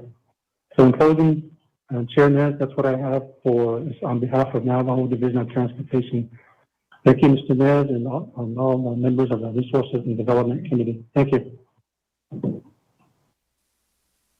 Thank you, Mr. Silversmith, for your presentation. Kuro, Ikesnasan Lagi, and Hasan Dafinishigi, Shnanta, Asnaidas Kid.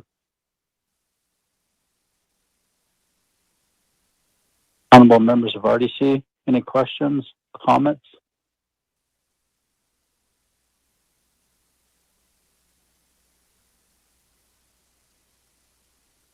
Mr. Silversmith, on the legislative concerns,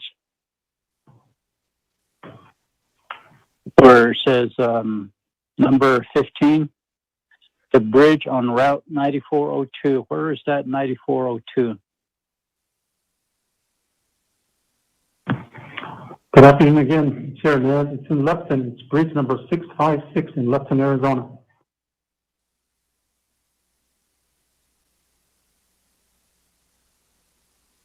Okay, thank you. And that's the bridge that's going to be, they're getting a new bridge there, correct? Yes, sir. As a brief update in response to yourself and the remaining members of RDC, is that in partnership and working alongside the Lufton chapter and Honorable Delegate Raymond Smith here, we were successful in acquiring funds for the construction of that bridge. So as of this week, that contract went through the entire 164 review process. So right now it's at OOC for a final contract number. So once that contract number is issued, we can issue a notice to proceed to the contractor. So again, my appreciation goes to, in particularly, Honorable Delegate Wilson Stewart for providing his support and advocating for funds for this project. And so we were able to fully fund this project. Whatever the amount that we spend on this project, it's going to be completely replenished and refunded by Federal Highway Administration, because we were awarded safety/bridge funds for this project back in January of this year. So that was great news for the community of Lupton and overall for the Navajo Nation. So whatever we commit to this project as far as funds, it'll be replenished and we will be refunded by Federal Highway Administration. So the scope of work is a total bridge replacement, and that bridge has been a long time coming. And Ms. Murphy, president from Lupton Chapter, and other community members have been strenuously and pursuing getting funds for this bridge. So without her support as well and her community and chapter officials, this project is advancing forward. Thank you. Mr. Silversmith, who was awarded the contract to work on that bridge? The contractor who was awarded is FNF Construction. And where are they out of? They are primarily based out of the state of Arizona. I believe their home office is in Phoenix, Arizona. Okay. Thank you. Mr. Silversmith, Nantai, do you have any questions? Chairman. Yes. Go ahead. Honorable Freeland, go ahead. Thank you, Chairman Adot Nantai, Resource Development Committee members. It's good to hear our brother's voice joining us today. Honorable Daniels, good to hear you, brother. Thanks for joining us today, Nantai, as well as everyone else been on this call today. Mr. Silversmith, thank you for your presentation. Just going through your multiple budgets in your packet, there's a lot of breakdown on general funds, and someday I would like to see the breakdown on Federal Highway Administration. I'm sure it's probably a big old binder. But in relation to your general funds budget, is it sufficient? Number one, is it sufficient enough? Do you find it sufficient, acceptable? Number two is in relation to your team that did all this essential work, because I did see them out there. I did see them blading. Thank you for taking care of Lake Valley chapter, by the way. I did go on that road the following day after you bladed it. Thank you for doing that. Makes a huge difference as a shortcut to 371. But your essential staff, are you also conducting, or did you also submit your hazard pay? And are those at the controller's office as well? Making sure that the staff does get their adequate hazard pay is going to be real important at this time, because a lot of divisions were asked to step up when they did, and NDOT was one of those. So we definitely appreciate that. So the CARES Act funding, I don't know how this funding or how this whole formula works as far as FHA versus general funds versus CARES money. But the majority of those, always this question, I think it also relates to NDOH programs that are also federally funded, the CHRs and diabetes and health education people who get federally funded as well. How are those employees that are under federal funds, I get paid some federal funds, how are they given travel funds to replenish their to be given their hazard pay? How is that done, or how is that worked out with you all, and how do you make that determination? But really, that's in relation to the budget. The other part is in relation to New Mexico capital outlay. I appreciate Miss Priscilla Lee and what she's done, and what she's what your planning team is doing, your planning section. Marlinda Littleman, another one too. She's also very thorough. She helped us with the Crown Point solar lighting project. But those two ladies are your real strong project managers when it comes to New Mexico and knowing the process of capital outlay. But when they get to the level of contracting, or they get to the level of having to secure purchase orders or whatnot, they kind of run into barriers administratively. I don't want to refer to it as bureaucracy, but they're always challenged with bureaucracy in Window Rock.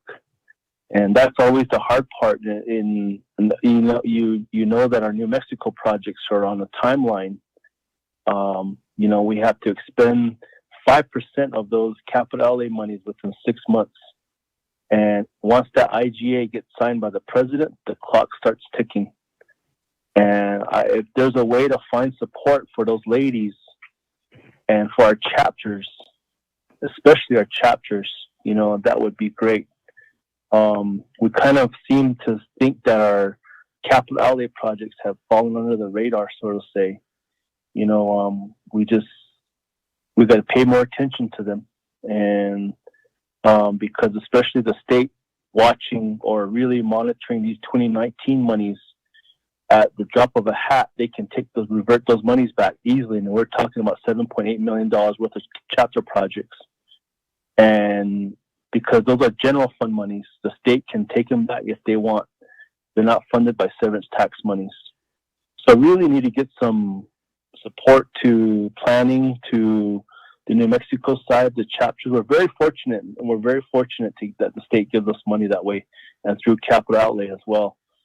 But other mechanisms to maybe look at, if paving is $3 million a mile, what other alternatives can we look at? Because I'm going to need your help and your team's help for a project from White Rock, from 371, that doesn't have a right-of-way, San Juan County, but then it hits Trust Side, and then it turns into a BIA route. And it's also going to involve two agency BIA roads departments, Fort Defiance Agency, which is on the Nosh Chitty side, and Eastern Agency, which is on the White Rock side. I'm thinking in terms of that, and we're going to need your technical assistance, and then you throw San Juan County on top of the whole mix. It's a recipe for how we're going to make this happen. But just an idea in relation to your budget, I wanted to know if you guys are sufficient enough, is it adequate enough, and what can we do to help you succeed as RDC? How can we help you and your team members? I always like seeing your trucks out there, the guys that are hauling fuel to the graders, especially on Route 9 when I pass them around Crown Point. They store the graders at Standing Rock, or they store the graders at various chapters, but they are doing their blading. And I always ask my chapters if they're getting their 15 miles of blading. But just an idea of sufficiency, budget-wise, 2021, noticing that you made some huge cuts. Everyone, it seems like a lot of the cuts are involved around travel, the travel line item, which is understandable. We're dealing with the COVID situation, but how are we going to support the chapters, and how are we going to support, especially the 15,000 miles of dirt road on the Navajo Nation? We have to prepare for winter. We have to prepare for, what's going to happen next with change of season. So I just want to mention that, Chairman and Mr. Silversmith. Thank you. Thank you, Honorable Freeland. Mr. Silversmith? Thank you again, Honorable Chair Rick Neff, and members of the RDC, and Honorable Mr. Freeland for your comments and questions. So I'll go straight into our responses here on behalf of the division. The first question and comment that Mr. Freeland had mentioned was our current general fund, Navajo Nation Fund budget for this year is roughly about $2.6 million. And his question was, is this sufficient for the progress and successfulness of for 2021? I would say if you look at it in terms of overall our needs for our infrastructure, our needs and to address those high volume unpaved dirt roads, those needs for our paved highways, as far as pothole patching, crack sealing, chip sealing, and so forth, it is far from sufficient. With those two considerations in mind, just as a rough number, and I've mentioned this before, this nation comfortably needs $1.5 billion just to address those two priority needs, and that includes addressing our bridges' structural status, their vulnerability at times, and with all of that encompasses at least $1.5 billion. So right now it's probably unrealistic to get anywhere near that budget, but my staff and I, from time to time, with help from 24th Navajo Nation Council, we advocate at the national level, the federal level, for more funds for our nation as a whole. And just in recent years, we were successful. So, but as of now, the $2.6 million is sufficient to handle our as it's coupled with our other funds from our Federal Highway Administration and our road fund management. It covers the essentialness as far as our salary, our travel. But if you're looking at long term down the road, those are our needs. If you're looking at it from that extreme spectrum there, we need at least $1.5 billion. And going to the second question, as far as our essential employees, right now we currently have the majority of our personnel, our laborers, our heavy equipment operators, senior heavy equipment operators, we have them identified as 50-50, meaning that half of their salaries are funded by Federal Highway Administration and Navajo Nation funds. So yes, those that were here throughout this pandemic who were in direct close proximity, as we identified them as essential workers and first responders, yes, they were compensated as far as that realm there. So yes, they were compensated. Those that we were assisting in close quarters and close presence as we went from chapter to chapter and region to region. So they were compensated. We still have some that are lacking as far as final payments, but those are in process right now as far as getting them compensated for that time. And that kind of leads into the third question, our CARES Act funds, and that's kind of the same response I have for the second question. So CARES Act funds, we didn't under the amount that we received from our federal government. What we received covered our necessities as far as our PPE, personal protection equipment, and that was pretty much the coverage of that. As far as infrastructure and addressing our maintenance needs and our construction needs out there, we didn't receive any of those funds, but it went to other great needs that this nation needs as far as housing, utilities, power, and water. So those are great options to pursue as far as our nation's needs there.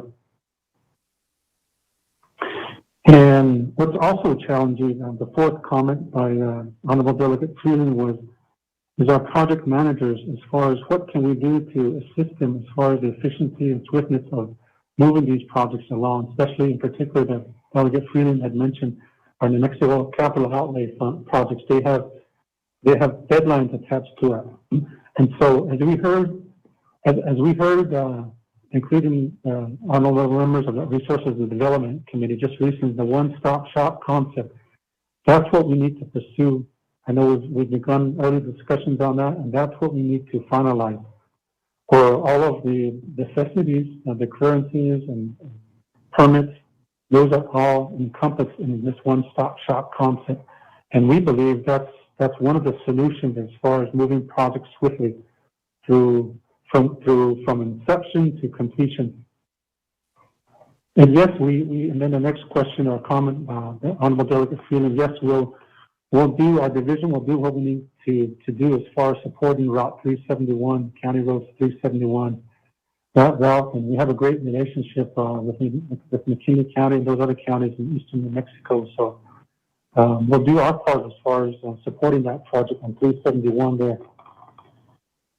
We have currently what will be coming before the RDC here is a budget of roughly $17 million.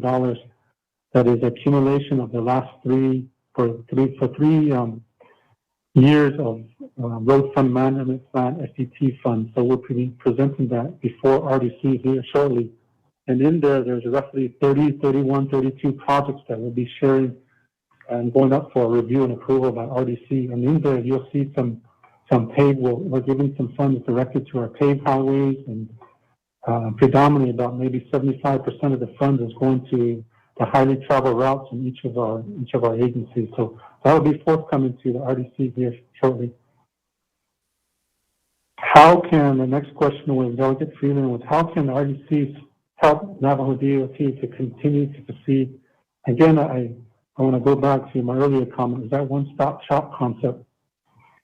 Let's finalize that. It's going to take some time. I know it won't happen within the next month or so, but it's going to take continuous involvement and activity as far as going beyond discussion. We need to do this. I would say to make this happen is on a weekly basis until this is finalized. It's a great idea that was initiated by other individuals that were in their capacities prior to me and prior to us. But I know DNR, Division of Natural Resources, and their staff have got us off to a great start. But I fully stand behind that one-stop shop concept. And finally, how can we assist our chapters, continue to assist them as far as their needs out there, as far as transportation? And that was the last question by Honorable Delegate Freeland. Is, yes, we are preparing for the snow removal. Cold weather will be upon us here shortly, so our staff are targeted and geared toward that direction as far as our preparation for that. Mr. Peterman and Mr. Roscoe Sosi are on top of that, as well as our fleet coordinators. And again, what else can we assist our chapter? I mean, there's many options, many points of emphasis that we need to help with our chapters, because they form the basis. They are our direct link to our community members out there. And again, we'll see that reflected in this RDC $17 million that will be coming for your review and approval. And there you'll see significant projects as far as dirt road improvements. So thank you, Honorable Delegate Freeland and Honorable Delegate Rick Nez, for our opportunity to respond back to this question. Thank you. Thank you, Mr. Schultz-Smith. All members of RDC, any questions or comments?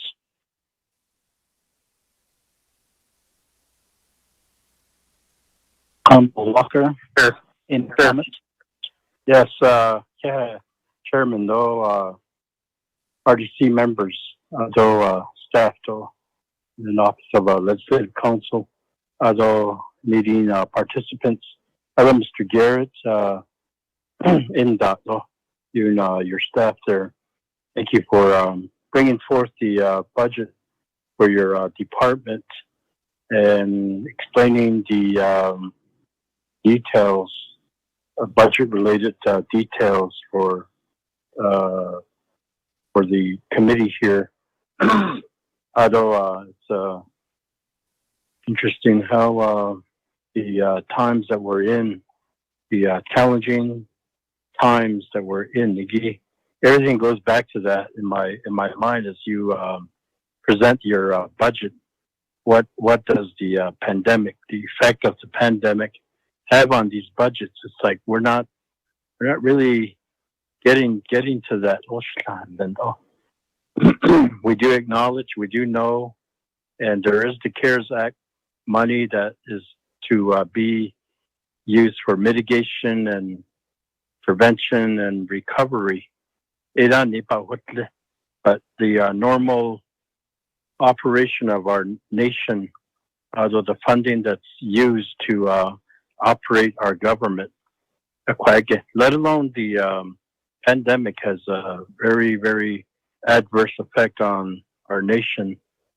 anything from children, school, Head Start, early childhood, all the way to bridges and highways. I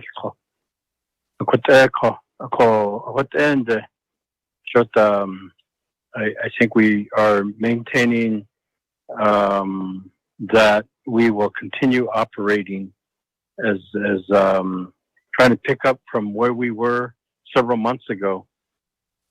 I get through this budget process. Went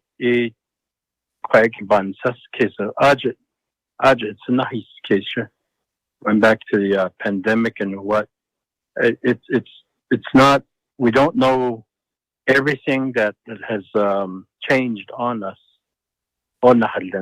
Yes, we know the obvious on the surface.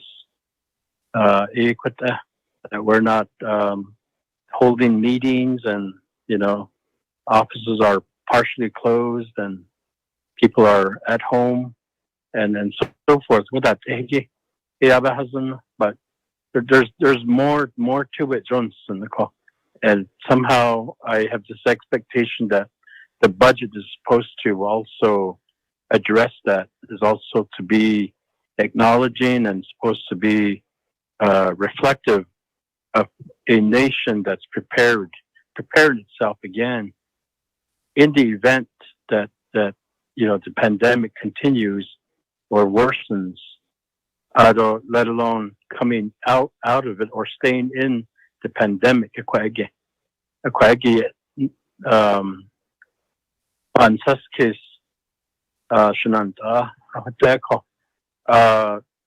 I want to make that comment. Just generalizations, but nonetheless, it's a comment, and that's on the mind of leadership, Johnson.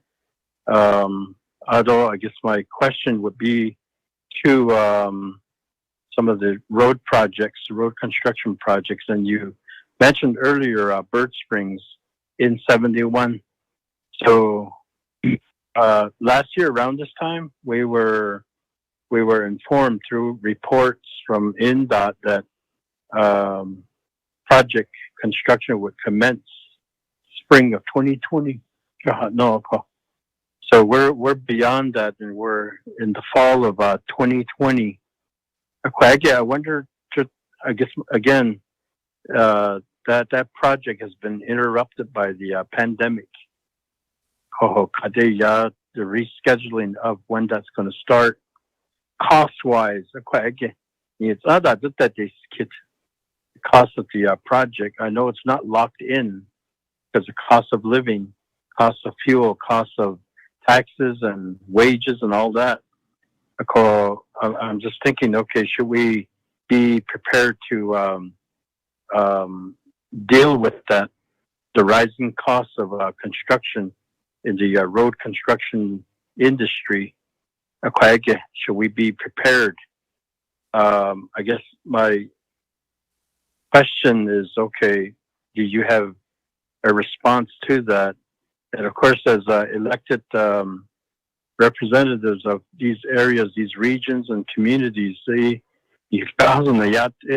we can stand ready to assist the department and the nation also, although we know that the funding comes from the federal government. So as advocates, we, at the drop of a hat, we should be able to respond and advocate for more funding, increased funding, because of what the delay. And I think the federal government understands that and is dealing with that every minute. So we should be doing the same, and I trust that the INDOT is doing such. So, Chairman, thank you. Thank you, Honorable Vice Chair Walker. Mr. Silversmith? Thank you again, and good afternoon, Honorable Chair Rick Nez and Honorable Delegate Walker, for your comments and your questions. So the first question, comments I'll address.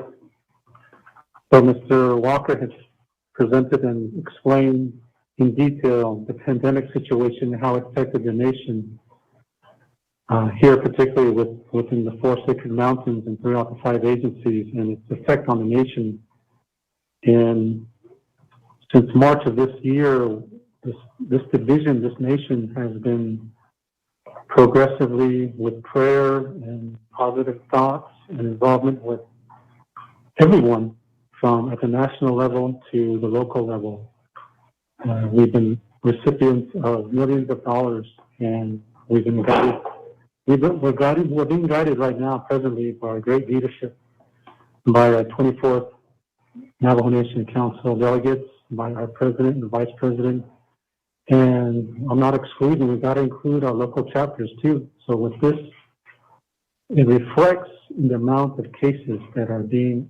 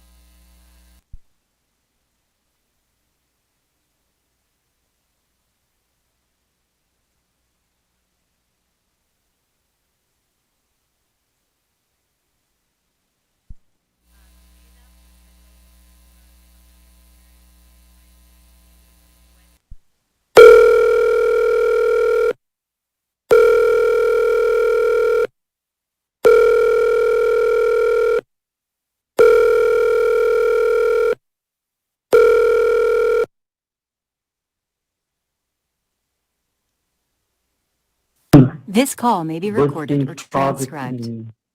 that was, as Delegate Walker had mentioned, was scheduled to begin in the spring of 2020, several months ago. And as you mentioned there, this project was affected by the virus here, the pandemic. And that put a 3 to 4 months delay in all our projects. So for a good solid 3.5 months there, we stepped back, and through the various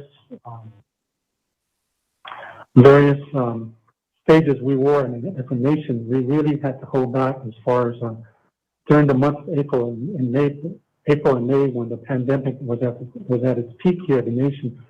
We really had to pull back as far as our involvement with any type of project out there, and that resulted in a 3 to 4 month delay in all our projects. And that applied to other entities. They had to temporarily stop their projects. All the major contractors on this nation had to temporarily halt their projects as well. So, since then, Honorable Delegate Walker, some activities that we've been doing in regards to M71 is our preparation. As you heard, Salina Cottonwood is a project the staff there will be moving on to N71 once they are done out there. So I would say by late September, early October, you'll see the first activity out there on N71. And that's going to begin with Mr. Peterman, Mr. Herbert Towns, drainage culvert installation. So that's going to be the first phase of construction there. Right now, we're finalizing or processing the procurement of those needed resources and materials, the drainage pipe, right-of-way fencing. We're even starting to procure our involvement from our sub-consultants too. We're finalizing, Mr. Peterman's finalizing our contracts, our POs for our asphalt, our gravel, our seeding, and anything that's associated with that project. So, yes, we are in a delay, but it's our intention to get that project completed. And we take pride in our work, and that's reflected, as I mentioned, in that American Council of Engineering Companies award that we received for the Little Water, New Mexico. So with that same outlook and with that same approach, we're going to apply those same principles to this N71 project as we get closer and closer to the start of the construction. Thank you again, Honorable Delegate Walker and Honorable Chair Nez. Thank you, Mr. Silversmith. Let me go to Honorable Stewart.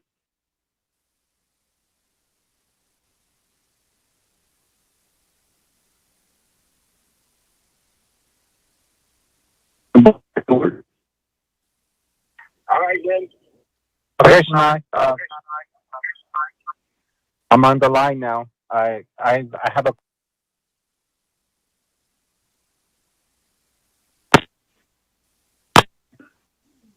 Okay, can you hear me, Shania? I had a message come on saying I was muted. Okay. Yes, go ahead. Mr. Silversmith, my question to you would be, a while back, we met to teleconference. You, myself, my LDA and for Defiance chapter, to discuss the Blue Canyon Bridge. We had the president of Mr. Teller too via teleconference. So I wanted to ask, projects like that with Blue Canyon, Ottawa, Satnana, does NDOT work with the state representatives like that as well to assist in funding, not only Arizona but New Mexico? So I want to ask that to us. And then how many projects are Mr. Teller and Mr. Sosi aware of that NDOT is trying to seek funding for? I was going to get Blue Canyon still on me for that. And I want to get that one and the Red Lake one out of the way as soon as possible. And so I know there are other communities like Mr. Smith in Lupton that wants to get that bridge done. I know we have the funding for the bridge now. So I want to know how other projects like that are available within the two states, and how are you working with the state representatives that we have in that capacity?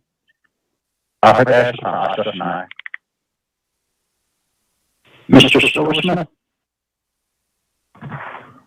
Thank you. Thank you again, Honorable Chair Rick Nez and Honorable Delegate Mr. Stewart. So, yes, I'd like to give some, commend our state representative, Mr. Teller, for his involvement in projects throughout the state of Arizona. He's been very active and involved with the needs out here, from how we advance ourselves as the Net people. He's been at the forefront of our needs here as a nation, and specifically for our transportation needs.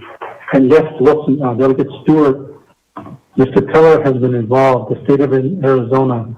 What Mr. Teller had done last year and leading up into this year was his direct approach on seeking additional funds for 5 bridges across the state of Arizona.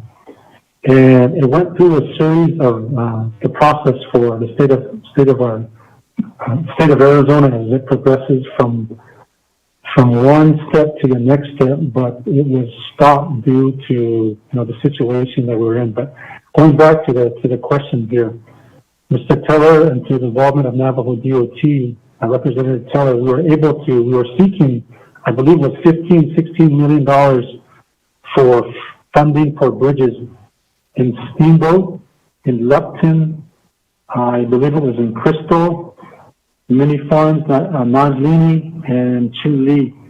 I might have missed one, or I might have mislabeled one, but that was going in a good direction. It had made it through several bodies and several committees, and we had been there. We had gone before the State Transportation Board, and with involvement of Supervisor Thompson as well, his involvement, and also Representative Sosi as well too. They were all involved. So yes, Delegate Stewart, those are funds that we're trying to seek, and so that's a discussion that we need to renew and continue to get back as far as seeking other funds, not only for those bridges, but possibly for the Blue Canyon Bridge, Blue Canyon project loan. I know Mr. Teller with his past experiences and drive, he'll assist us again. So thank you for that question again, Honorable Delegate Stewart. Thank you as well too, Honorable Delegate Chair Nez. Thank you, Mr. Silversmith. Honorable members of RDC. So, Mr. Silversmith, you provided some needs.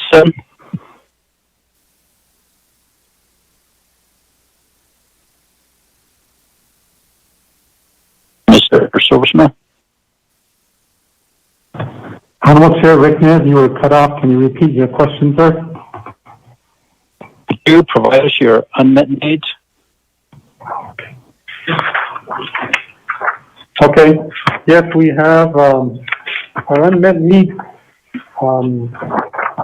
explanation for that. We are seeking here the division $522,000 for unmet needs that encompass installing safety overhead solar lighting at two of our complexes over in Delcon and Pinon.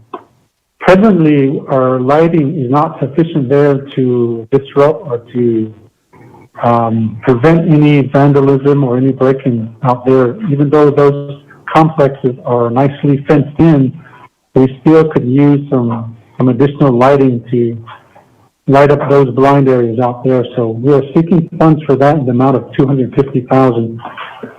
And the remaining $272,000, we have tentatively identified that amount to the purchase of approximately 6 vehicles for our roads department.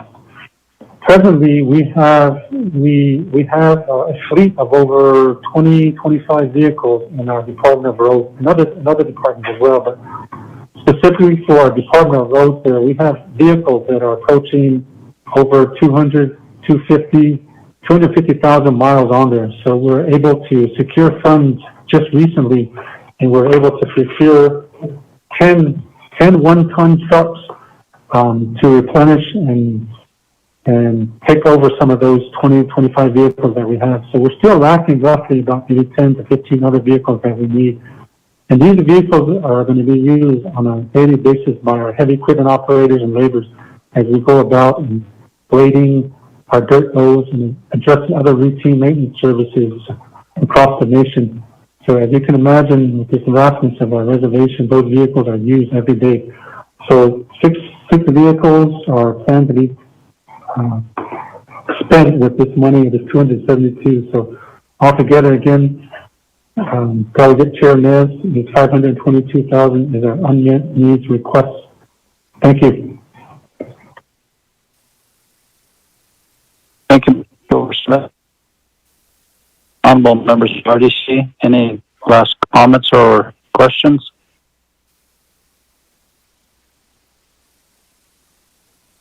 Then, a question, and I believe we're pretty much done with in-depth budget hearing. We'll have legislation 0205-20 ready for action on Friday.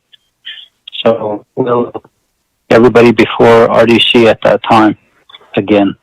I will check. Let's go. Thank Mr. Silversmith and your staff.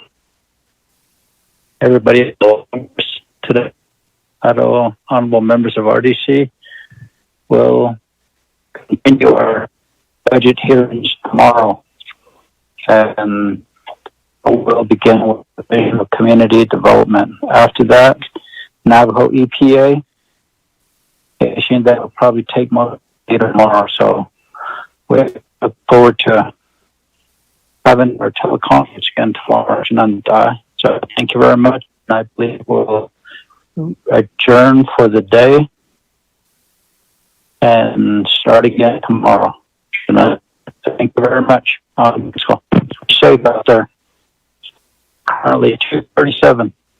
Mr. Chair? Yes. Mr. Chair, this is Shammy. So there's no changes to NDOT's budget documents, right? Mr. Silversmith? But we're going to include their unmet needs in the packet?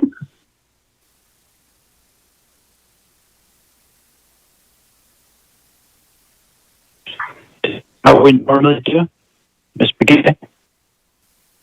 I'm just asking if